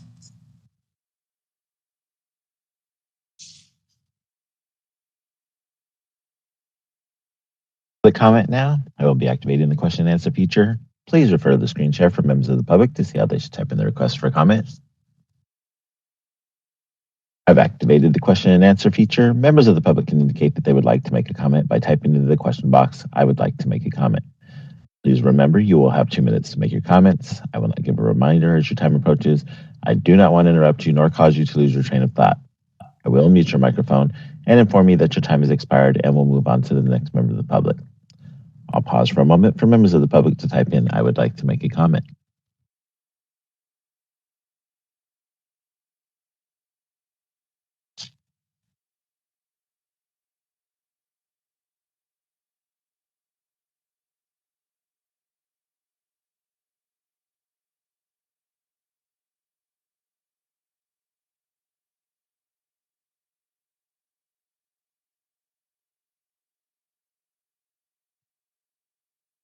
Committee Chair Phillips, there are no public requests for comment. Would you like me to close this window? Yes.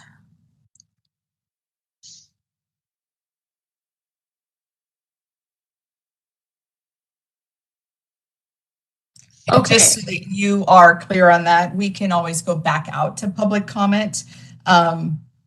I do want to kind of open up this discussion in our agenda item summary on this. It talks about the excerpt from the bill where it says the NMAC members will review the BRN disciplinary process, including the disciplinary guidelines and the content from the joint NMAC and NPAC meeting that occurred on January 31st.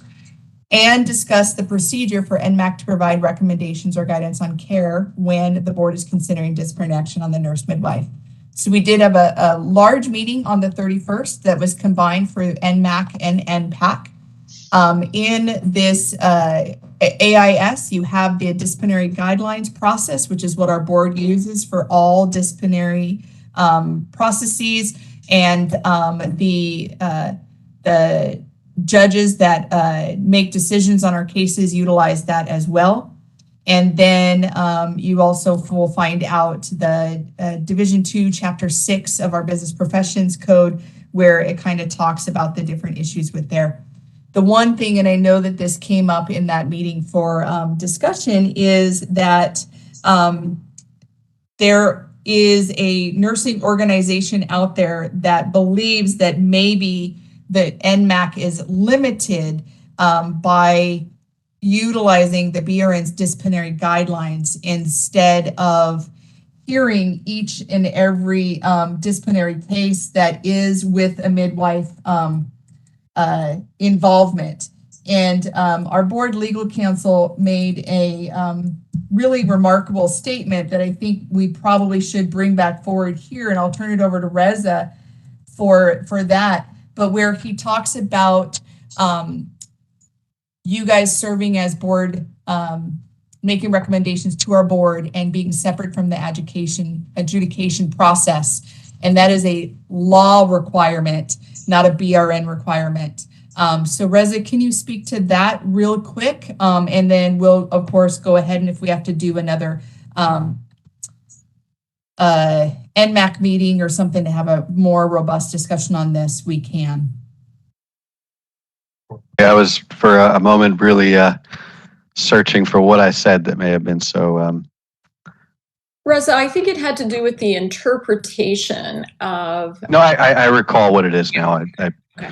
So again, as Lori said, I think one of the issues, the big issue around this particular requirement is that we were directed by the legislature for this committee to provide recommendations or guidance on care when the board is considering disciplinary action against a certified nurse midwife. So for many, the first thing that comes to mind when reading that is that every single nurse midwife case would be brought before this advisory committee, which would then recommend to the board something on care. The provision that I brought up during, I think, that joint meeting, I often kind of draw analogies between our disciplinary process, which is administrative discipline, to kind of a criminal court, which people have a better understanding of. So, and in that way, I'm kind of able to draw analogies between the different players and the roles that they fulfill. So in our cases, you can, and let me read this statute that I think Lori had in mind, and then I'll explain how it works. So this is from the Administrative Procedures Act, which governs the administrative adjudication process. So all of our discipline cases are processed under the kind of protocols that are set out in the APA. And one of the provisions in the general section of the APA is that the adjudicative function shall be separated from the investigative, prosecutorial, and advocacy functions within the agency. And that might sound complicated, so I'll break it down.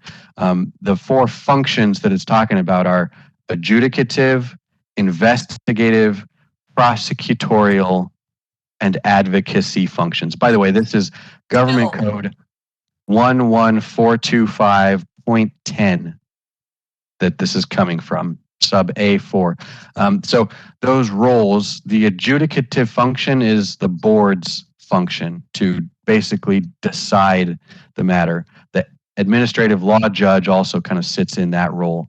That's analogous to kind of the judge and jury in a criminal court. The investigative function is, of course, what happens before a case is even filed.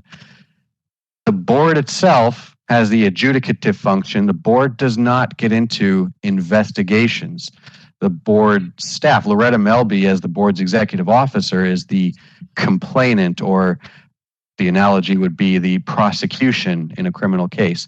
So Loretta and her enforcement team fulfill the investigative function, and the deputy attorney generals from the attorney general's office, they represent the complainant and they fulfill the prosecutorial function and the advocacy function. Likewise, both sides represent themselves.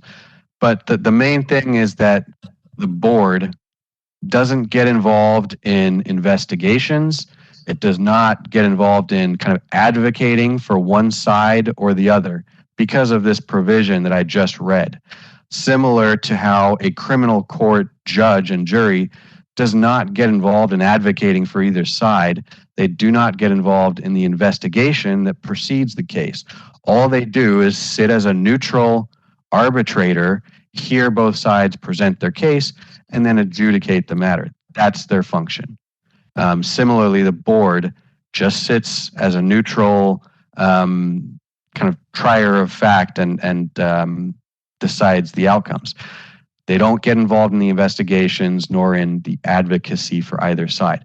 So how that relates to what we're discussing here, for the NMAC to review each discipline case and provide some recommendations to the board on that case on care, that starts to arguably creep into like investigative and advocacy functions, where the NMAC is depending on what stage it's at. If it's before a case is filed, NMAC would be, if they're reviewing the facts of a case and advising on whether it should even be filed, they're dabbling in the investigative process.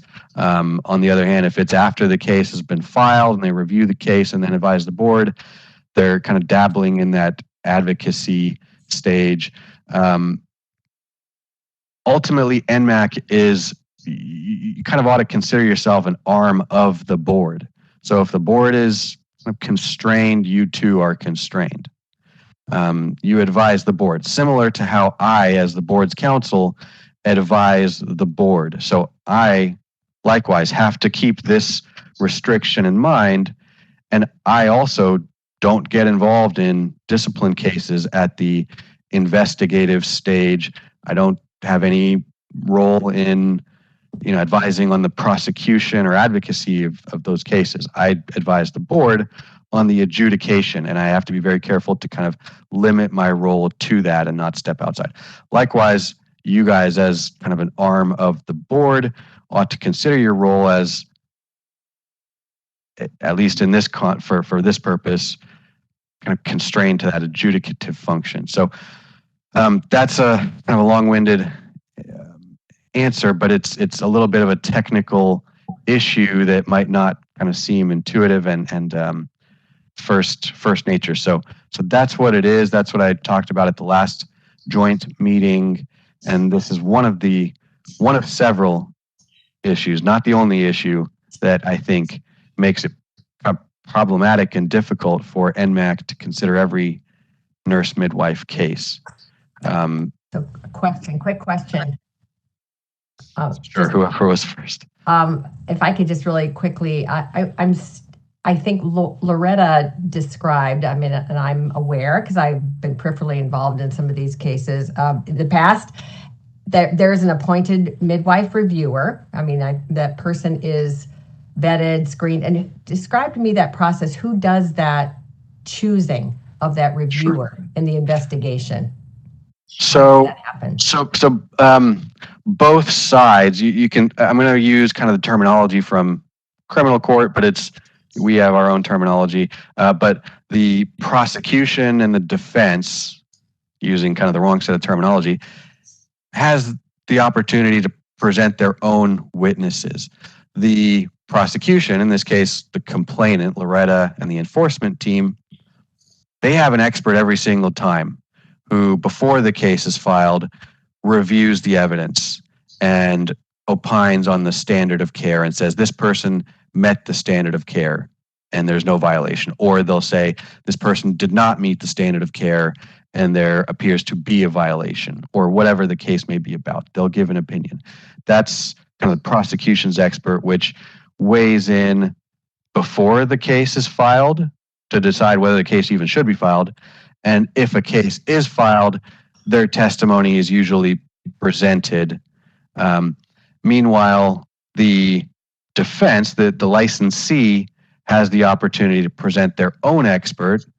And in a lot of cases, there are two experts and there are kind of competing experts. And it's whichever expert the board and the judge kind of find to be the most credible.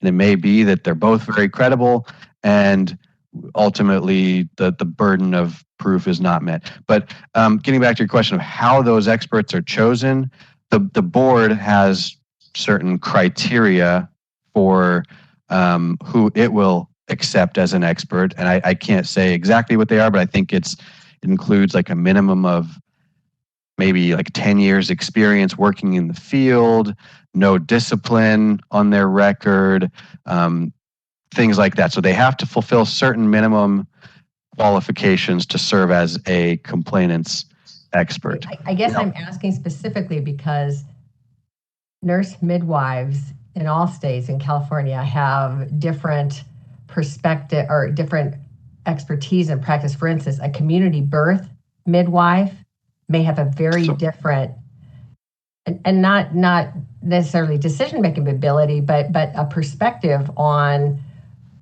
standard of care from her, and so how is that? So, I mean, I guess that is what I think my concern as having this person be identified. Yes, they're a stellar nurse midwife. They don't have any disciplinary action. They've, they've been in practice. Maybe they're not even in practice right now. I don't know. I mean, I don't know if they have to be in clinical practice. So, you know where I'm going with this?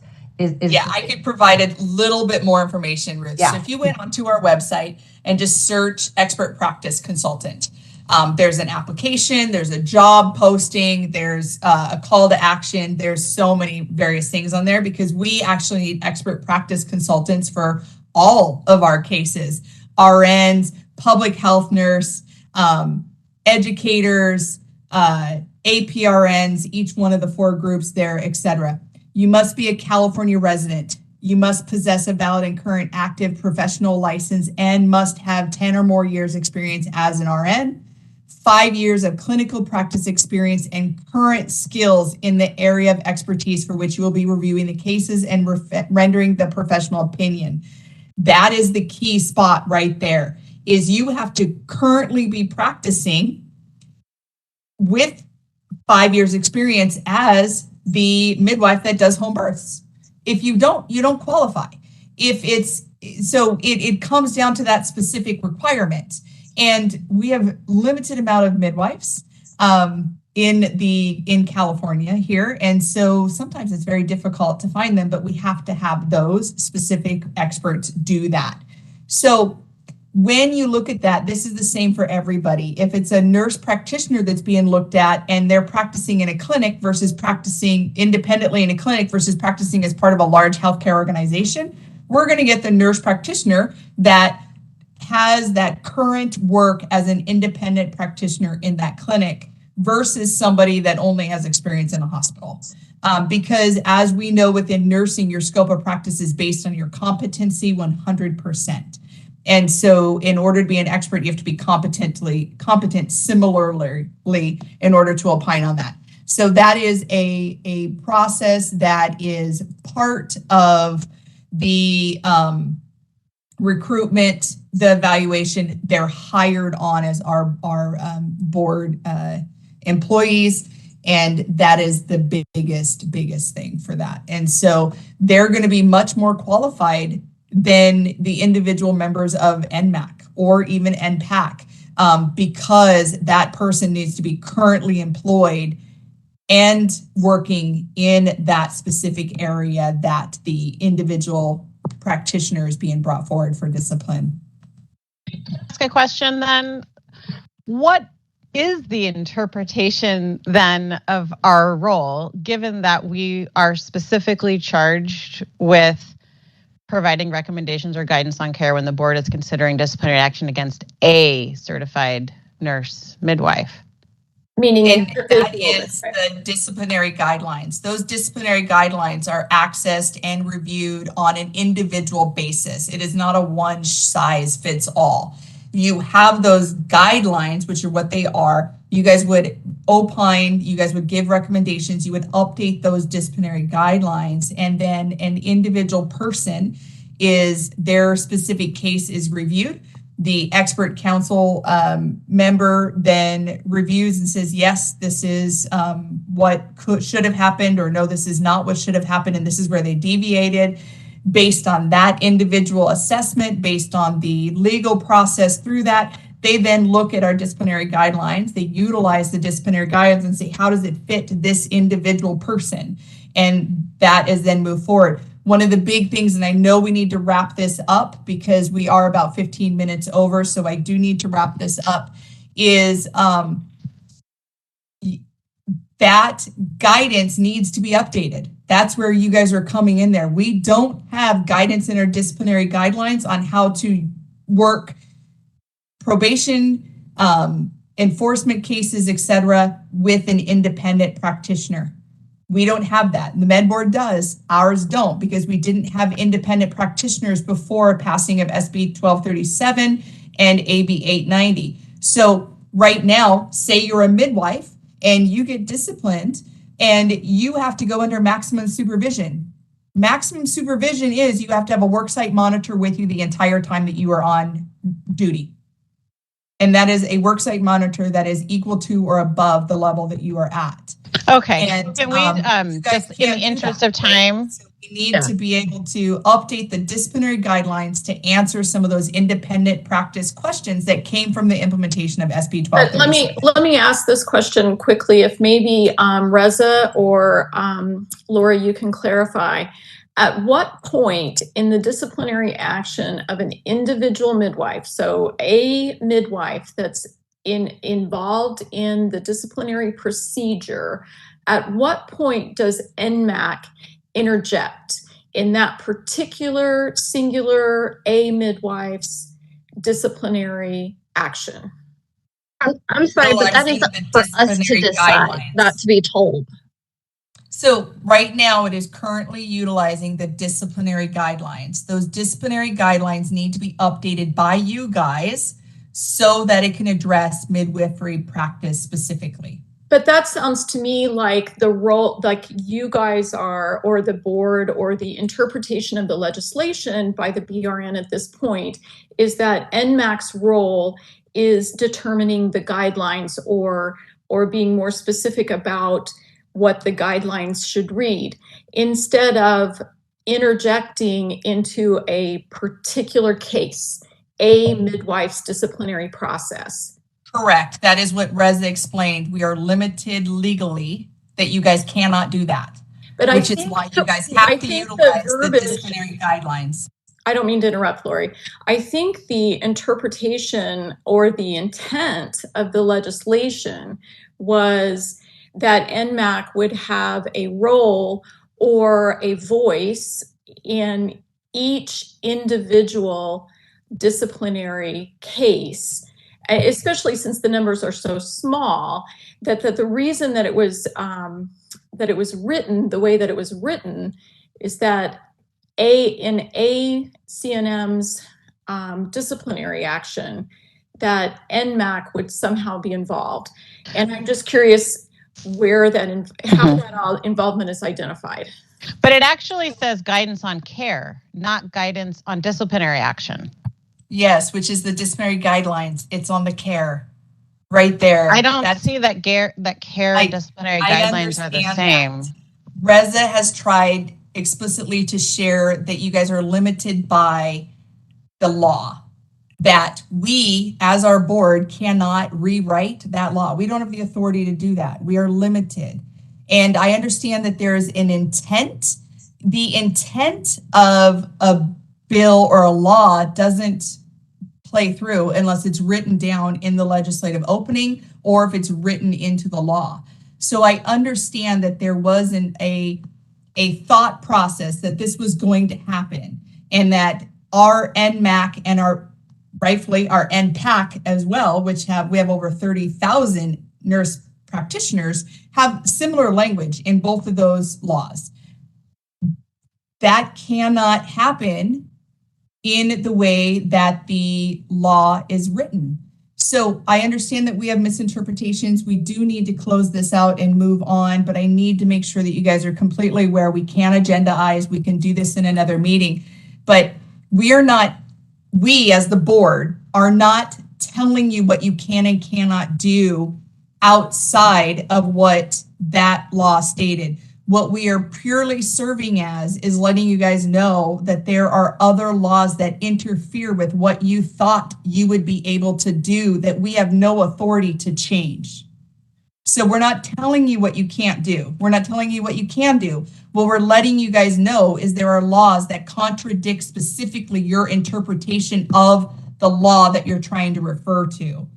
And that is what Reza's entire role is as serving as legal counsel, is to bring the law forward, discuss that, make sure that we're staying in accordance with it, and make sure that we're not affecting any other law out there. That's why he is the expert counsel for our board. And he has been very, very clearly in his initial opening and on his expertise, letting you guys know there are more laws than what you are reading in front of you that affect your ability to have what you think your interpretation is, or the intent of what that law may have been thought it was going to carry through.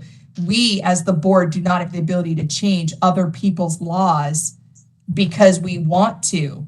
We have to fall within those guidelines that are given to us in law. And that is what Reza has said specifically here to answer this question. I do need to wrap it up. It is 11:20. Jenna, I do want to take your comment because I see that you're just kind of biting and want to get out there and say something. I also have a comment to make as well. Yes, here. Absolutely. I'm a little bit frustrated at the moment because if you are allowed to use an outside paid individual to give their guidance, I don't see why we as a board cannot do that as well, that you can allow two experts in this scenario to contribute prior to it going to your judge. They are an employee of the board. You guys are serving as the board. Reza, which is all the more reason we should be able to give more. Which is all the more reason why you can't. There has to be that separation. This is Reza. By the way, I want to say I understand this is a kind of a heated and contentious issue, and I don't blame those of you who are, see it as you should have every case. The language that you were given in SB 1237 is susceptible to multiple interpretations. The interpretation that you should get every case, I could talk for hours if we had it about the problems with that. Meanwhile, I've identified some of the issues, and meanwhile, there's this other alternative interpretation that seems to work, and nobody's really given us any issues of why that doesn't work. The question that Rebecca brought up about how is it that two paid experts can be involved and the midwives on this committee can't. What I didn't talk about earlier, first of all, what you're describing, two paid experts, that's a natural part of the system in not only the the administrative context, but in criminal court and civil court. Basically, the entire American legal system is an adversarial system where there is a neutral in the middle. The two sides present their case as best they can. And what we have is that each side has its expert. And somebody asked earlier, well, what if the complainant's expert is not experienced in this particular subject that the case is involved? Well, the complainant, it's their job to identify the expert that best fits the bill and that will best prove the case. Meanwhile, the other side's job is to point out why the complainant's expert is not the best expert and that the defense's expert ought to be believed. It's not the judge's role necessarily to say, well, you don't have the qualifications, that there's another better expert out there. Of course, the judge and the board and the jury, they can make credibility evaluations about an expert, but ultimately it's kind of the two sides that battle it out that say, my expert is the one you should believe. Getting back to, hang on, let me finish. Let me finish. I want to actually answer the question that you asked. Why can't these midwives that are on this committee get involved? Normally, if the complainant, if one side provides an expert, the other side gets to know what the complainant's expert said. They get to attack it. They get to challenge the assumptions. They know who that expert is. They know all of that is out in the open. It's done openly.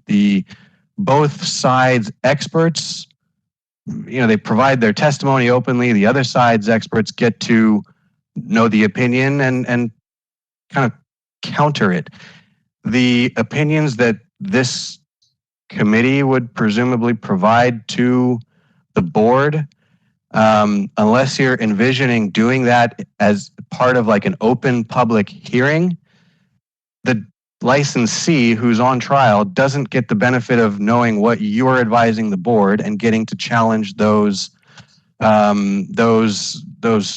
statements that these nurse midwives on this committee are advising the board. And that's a due process problem because the licensee doesn't have the benefit of knowing, who's testifying against them and what they're saying and being able to address it. So what I'm asking you, Reza, is ultimately, how do we give our guidance in this without just approving your guidelines and review each and every single case? Because that's my interpretation. You're asking how do we review each and every single case? And give our input on it before it goes to the judge. Hang on. I'll answer that. How do we answer every single case? Is that the question? On an individual basis. Yeah.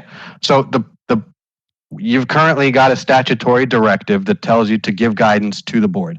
I've pointed out a number of problems with what you are looking to do. I'm not looking for problems. I'm looking for solutions. How do we make it's a legislative fix. So right now, there are two alternative ways you can go, and there's a lot of problems with the way that you want to go. So what I would advise, go the other way that seems to fit the bill and also not be plagued with due process and other constitutional fundamental issues. Meanwhile, if we go down that path and the legislature says, hey, this is not at all what we intended, the legislature can take it up. They can fix it. The legislature, when they went and put that provision in place, you can talk about what they intended, but they didn't, if that is what they intended, they didn't take it far enough to address the other issues that are standing in our way of getting there. So if we go the path of having you update the disciplinary guidelines, which, by the way, you have a meaningful opportunity there. Don't dismiss that as some meaningless opportunity. I'm not. Let me finish. If we go down that path and the legislature intended that you get your hands on each and every individual case and you advise the board on that, the legislature can fix it. They can address the due process issue that I brought up. They can address the separation of functions issue that I brought up. And if they address it, and I don't have to sit here and worry that we are violating a licensee's constitutional due process rights, I don't have to worry that we are, the adjudicative function and the investigative and prosecutorial are all bleeding into each other, great. It'll all be addressed and I won't have to worry about it. Until that time, until somebody gives me some convincing argument that says, no, all the issues that you've raised are non-issues. I mean, you can do that too, but don't just say, well, SB 1237 said we should give guidance on care, and I think that means all cases, and shut out the issues that I brought up. Yes. The Administrative Procedure Act was considered when this was drafted, and so my concern... I don't see how they've specifically addressed the issues that I've brought up. My problem, Reza, is that you're dictating how this committee is acting instead of the committee. The board's attorney. I don't know what else you want me to do. I'm advising on legal issues. I'm not dictating. Okay, well, I just explained how you get to where you want to be. We're telling you what our intent is and how we want to go about doing it. And you're telling us, no, you have to go down this path. Because of legal issues. And by the way, keep in mind, you're saying this is how we want to do it. This is an advisory committee. Don't forget. You play a very important role. But if you say this is how we want to do it, and the board says this is how you're going to do it, that's Reza, it. do you see? And by the way, it's not me telling you. I'm not dictating. I understand I'm kind of the obstacle. You perceive me as the obstacle of getting where you want to be, but I'm not dictating what this committee can and can't do. I'm giving a legal opinion of what the law says and some of the problems that you would face getting where you want to go. Sorry, go ahead, Mary. May I ask if, Reza, you can identify or see a loophole into what you've described where somehow NMAC is made aware of and involved in individual cases? What that actual role or what they would provide or what they would say or what they would do. Do you see any loophole into what you've described that NMAC can be made aware when there is a disciplinary case? Because these are very few. It's very few in numbers. Is there a way that NMAC can be aware that there's a discipline anonymously? We don't have to have a name of the person being disciplined, but that NMAC is, do you see any loophole in the process you've described that NMAC can be involved at some level on individual cases instead of just providing general guidelines for all disciplinary cases?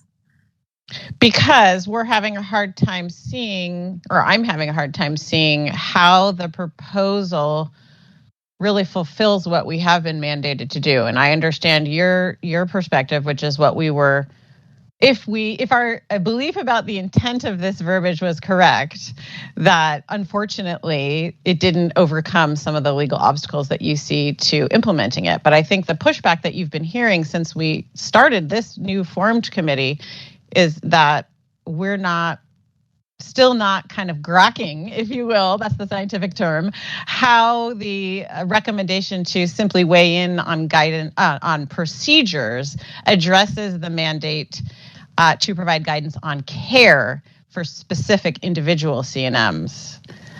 So I think that's what Mary's asking for. Is there any place to bring those two perspectives a bit closer? Well, the way I understood it, I'm hearing two questions. One is, Mary Kay, is there any kind of loophole to get some of these, get these cases to the NMAC and get NMAC involved some way? And then two, what is the point of NMAC weighing in on the disciplinary guidelines, and how does that fulfill this requirement of providing guidance on care? I see it as two questions. One, I'm going to answer that second one first. How does the disciplinary guidelines help at all in fulfilling this requirement? Again, the requirement says the committee shall provide how does it jive against the specific singular used in this language? I'm not real convinced that the singular use of a certified nurse midwife necessarily means all that much. I get it. I understand where, what that could be construed to imply, but it could, but it's not telling enough to base an entire interpretation on that alone. The disciplinary guidelines, you could put a lot in there. You could put in there that when doing this type of procedure, the standard of care requires that a nurse midwife do X, Y, and Z. And I can't speak specifically because I'm an attorney, not, I have no expertise in what you guys do. But that's where, of course, your expertise is immensely valuable. You could say, for example, doing this type of procedure, the standard of care requires this, this, and this. Or additionally, another type of approach or thing you could add in there is for this type of violation committed by a nurse midwife, the probationary conditions ought to include this. And because this is something that is not already addressed in the general conditions of probation for all RNs. Things like that. And I mean, again, you're the experts. I would imagine you are in a lot better position than me to think of different things like that that could go in the disciplinary guidelines about the standard of care. Could we implement et in the cetera. guidelines a mandate that when there is disciplinary action, the nature of that case or the that NMAC is made aware of? So two things. I want to go back to your question, Mary Kay. First of all, if NMAC is made aware of a case but really doesn't have any role beyond that, I see no value, no purpose in it. And frankly, if there is no value in it, then we're making you aware of something that until it's a publicly filed case, it's confidential. And once it's a publicly filed case, then, I mean, it's public. You can have same thing everyone can have. But you were asking earlier, is there, some way, some loophole to get NMAC involved? Having not necessarily thought through every angle of it, I did just mention one problem that I hadn't really gotten into much before, and that was the due process issue, where a licensee who is being subject to discipline has a right to know the evidence against them and who's testifying against them and have an opportunity to rebut that. The only way that I can, on the spot, imagine NMAC providing guidance on individual cases and fulfill that requirement is for NMAC to either do it at the public hearing as like another, I guess, witness or something, which is not, that's not something I've ever heard of, and which runs into Bagley-Keene Open Meeting Act problems. Or I guess have NMAC write up some kind of report or something as another expert that gets handed off to the other side. It's all problematic because then the other side, if they get the NMAC's expert report, they can call the NMAC as a witness. And how does that work with Bagley-Keene?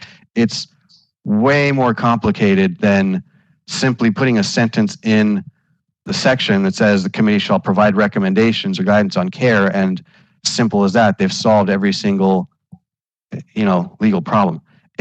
I'm not against NMAC considering each case if we can get past these legal hurdles. So if someday down the line the legislature makes a fix, I'm not going to be opposing it or arguing it or anything like that. So Mary Kay, as far as like loopholes to get NMAC, what I just said, I don't see them as like viable. Okay. Might I suggest that we move this to our next meeting so that we can fully discuss this and don't feel rushed in our vote? I agree, Rebecca, that there shouldn't be a vote, but I do believe we should go to public comment because I think there may be people posed. We can go back out to public comment, and this is discussion and possible action. So no vote needs to occur, no action needs to occur during this one at all. So we can open up to public comment, board moderator. We will be opening for public comment now. I will be activating the question and answer feature. Please refer to the screen share for members of the public to see how they should type in their request for comment. I've activated the question and answer feature. Members of the public can indicate they would like to make a comment by typing into the question box, "I would like to make a comment." Please remember you will have 2 minutes to make your comments. I will not give a reminder as your time approaches. I do not want to interrupt you nor cause you to lose your train of thought. I will mute your microphone and inform you that your time has expired and we'll move on to the next member of the public. I'll pause for a moment for members of the public to type in, "I would like to make a comment." Holly Smith would like to make a comment. 1 second, please.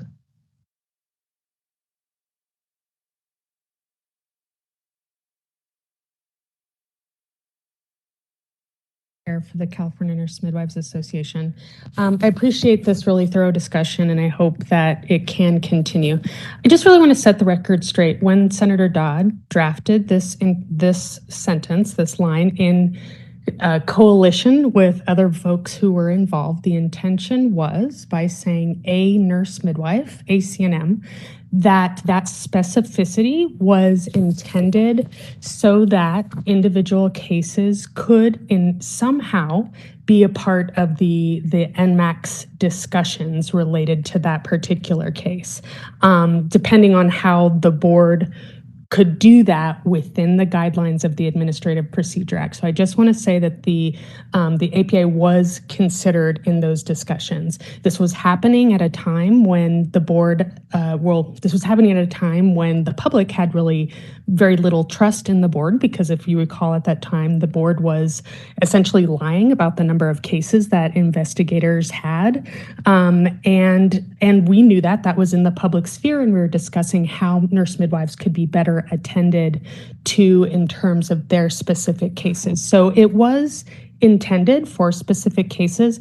Now, Reza, you are saying that you don't want to dabble in the investigatory process, prosecutorial advocacy stuff, because that gets involved in the Administrative Procedures Act. The language of the law says the NMAC should be involved when the board is considering disciplinary action. So the board has already entered adjudicative processes, and you're saying the NMAC is part of that adjudicative process. So it seems then that there is a way, whether that's in the public discussion model that the public hearing that you just discussed, that there is a way that this is not part of the investigation process, not prosecutorial, not advocacy. I would also note, though, that what you're saying for the NMAC to be involved in the guidance on the disciplinary guidelines, doesn't that dabble in the advocacy part? Aren't you kind of blurring the lines in that direction as well if you do that? So I feel like the board, or I feel like Reza, perhaps, and Loretta, there might be a decision that's being made here to not go above and beyond to see what else could be done to both fulfill what the law is requiring, and that is in alignment with the Administrative Procedures Act. I also don't want to discount the idea of the NMAC being in a role in that disciplinary guidelines. But again, that seems to me that that's going down the advocacy pathway. And if you're allowing NMAC to dabble in that, why couldn't they also dabble in what the law intended for them to dabble in? Real quick, the board already has disciplinary guidelines, which the board promulgated many, many years ago, like most other Department of Consumer Affairs boards that have disciplinary guidelines.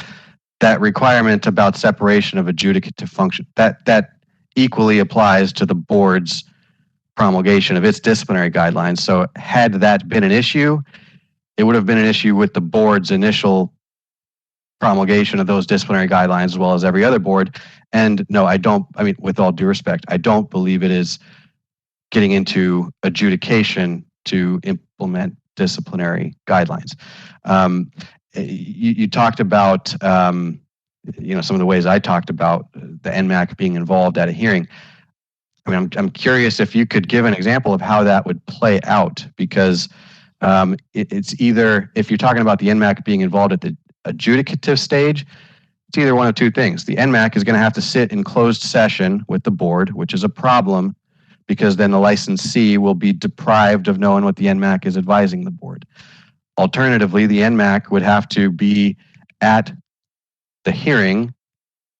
I can't say I am aware of any other board or adjudicative process that has something similar. And I don't know how it would play out with Bagley-Keene's interaction with the hearing process, etc. It's still not as straightforward. Lastly, about the intent, if you want to forward me something in the written legislative history, I'd be certainly interested to look at it. Even then, if it's in the written legislative history, what we have before us, what we as attorneys and everyone who's bound by laws, is the language of the law. And we only look to what the intent was if the language is ambiguous. And here, it is arguably ambiguous. There's a couple ways that we've presented that we could go about it. So the purported legislative intent is, at that point, only one factor among many factors that would dictate how this ought to be interpreted. And some of the other legal problems that I've pointed out are also factors that would go into that analysis of how to interpret an ambiguous provision. So like I said, I'm open if you want to send me something about Senator Dodd's intent, but even if it were written, it's not necessarily going to get us there. And if it's not written, it's, a lawmaker's presumed intent doesn't trump the words of the statute that we're faced with today. Understood. So you're saying, you want to see how that would play out. It's not for me, not on the NMAC, not on the board, to decide how the law is played out on the ground level. I just want to bring up the fact that you were saying that the NMAC is the board. The board has the adjudicative responsibility. And now it feels to me like the question is, well, you guys are adjudicative, but tell me how that would work out and how would we actually do that? And, would it be via public hearing? And just kind of downplaying then what was said earlier is in fact the NMAC's responsibility if we are being connected to the board in that way, and the board has, if the NMAC is being connected to the board in that way, and the board has the adjudicative responsibility.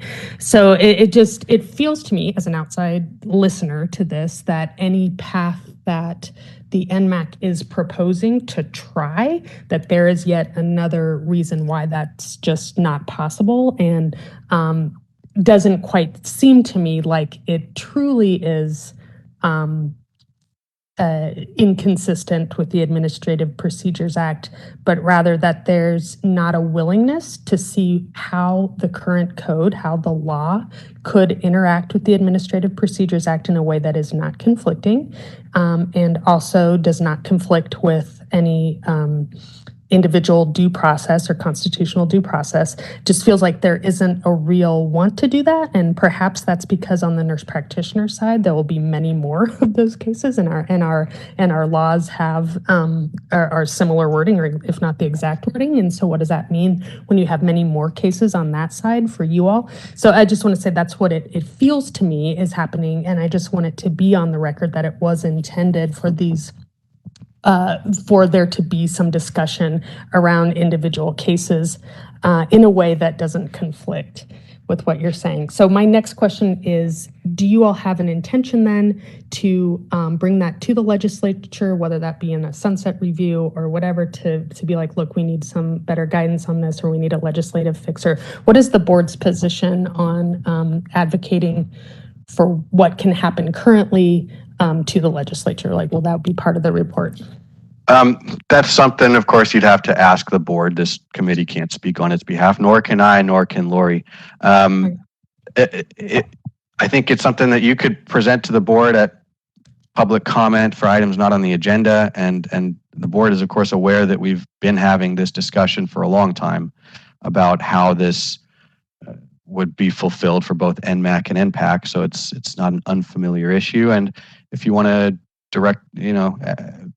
recommend that they take legislative action or pursue legislative change, that's certainly something you can do. We can't speak what the board's position is on this. So far, the board has taken the position that the disciplinary guidelines are the route to fulfill this. Secondly, I said it, whether you want to believe me or not, that's up to you. I don't have a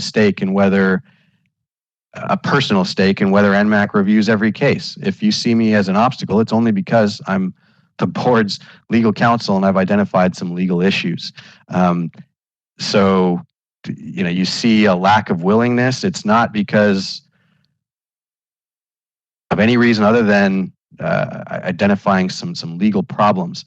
And you're correct. NPAC has a similar charge as NMAC, and they've got a great deal more cases, but that's frankly not even necessarily a big part of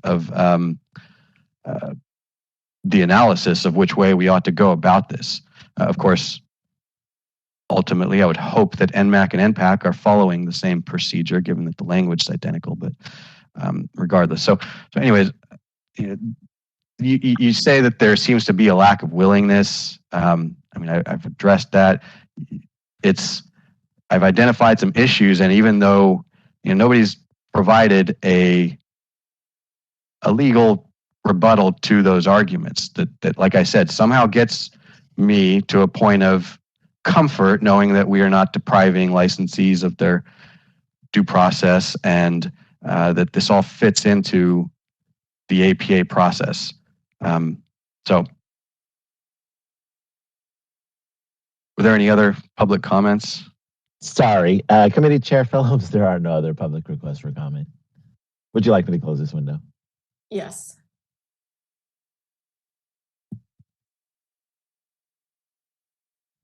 So there is no action that needs to be done. There was no first or second. There was no proposal, and there does not need to be one at this meeting. We will absolutely meet with Mary Kay and Jenna offline to when we develop and create the next meeting's agenda. And this, if this is something that still needs to be brought forward to the next agenda, it will be.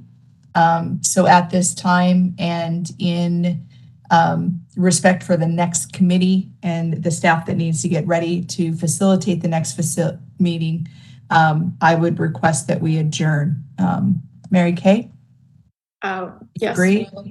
Yes, I agree. We will adjourn, and just this agenda item is not resolved, and we'll carry on. So. Correct. Okay. Thank you, guys. Thank you. Thanks. We are adjourned.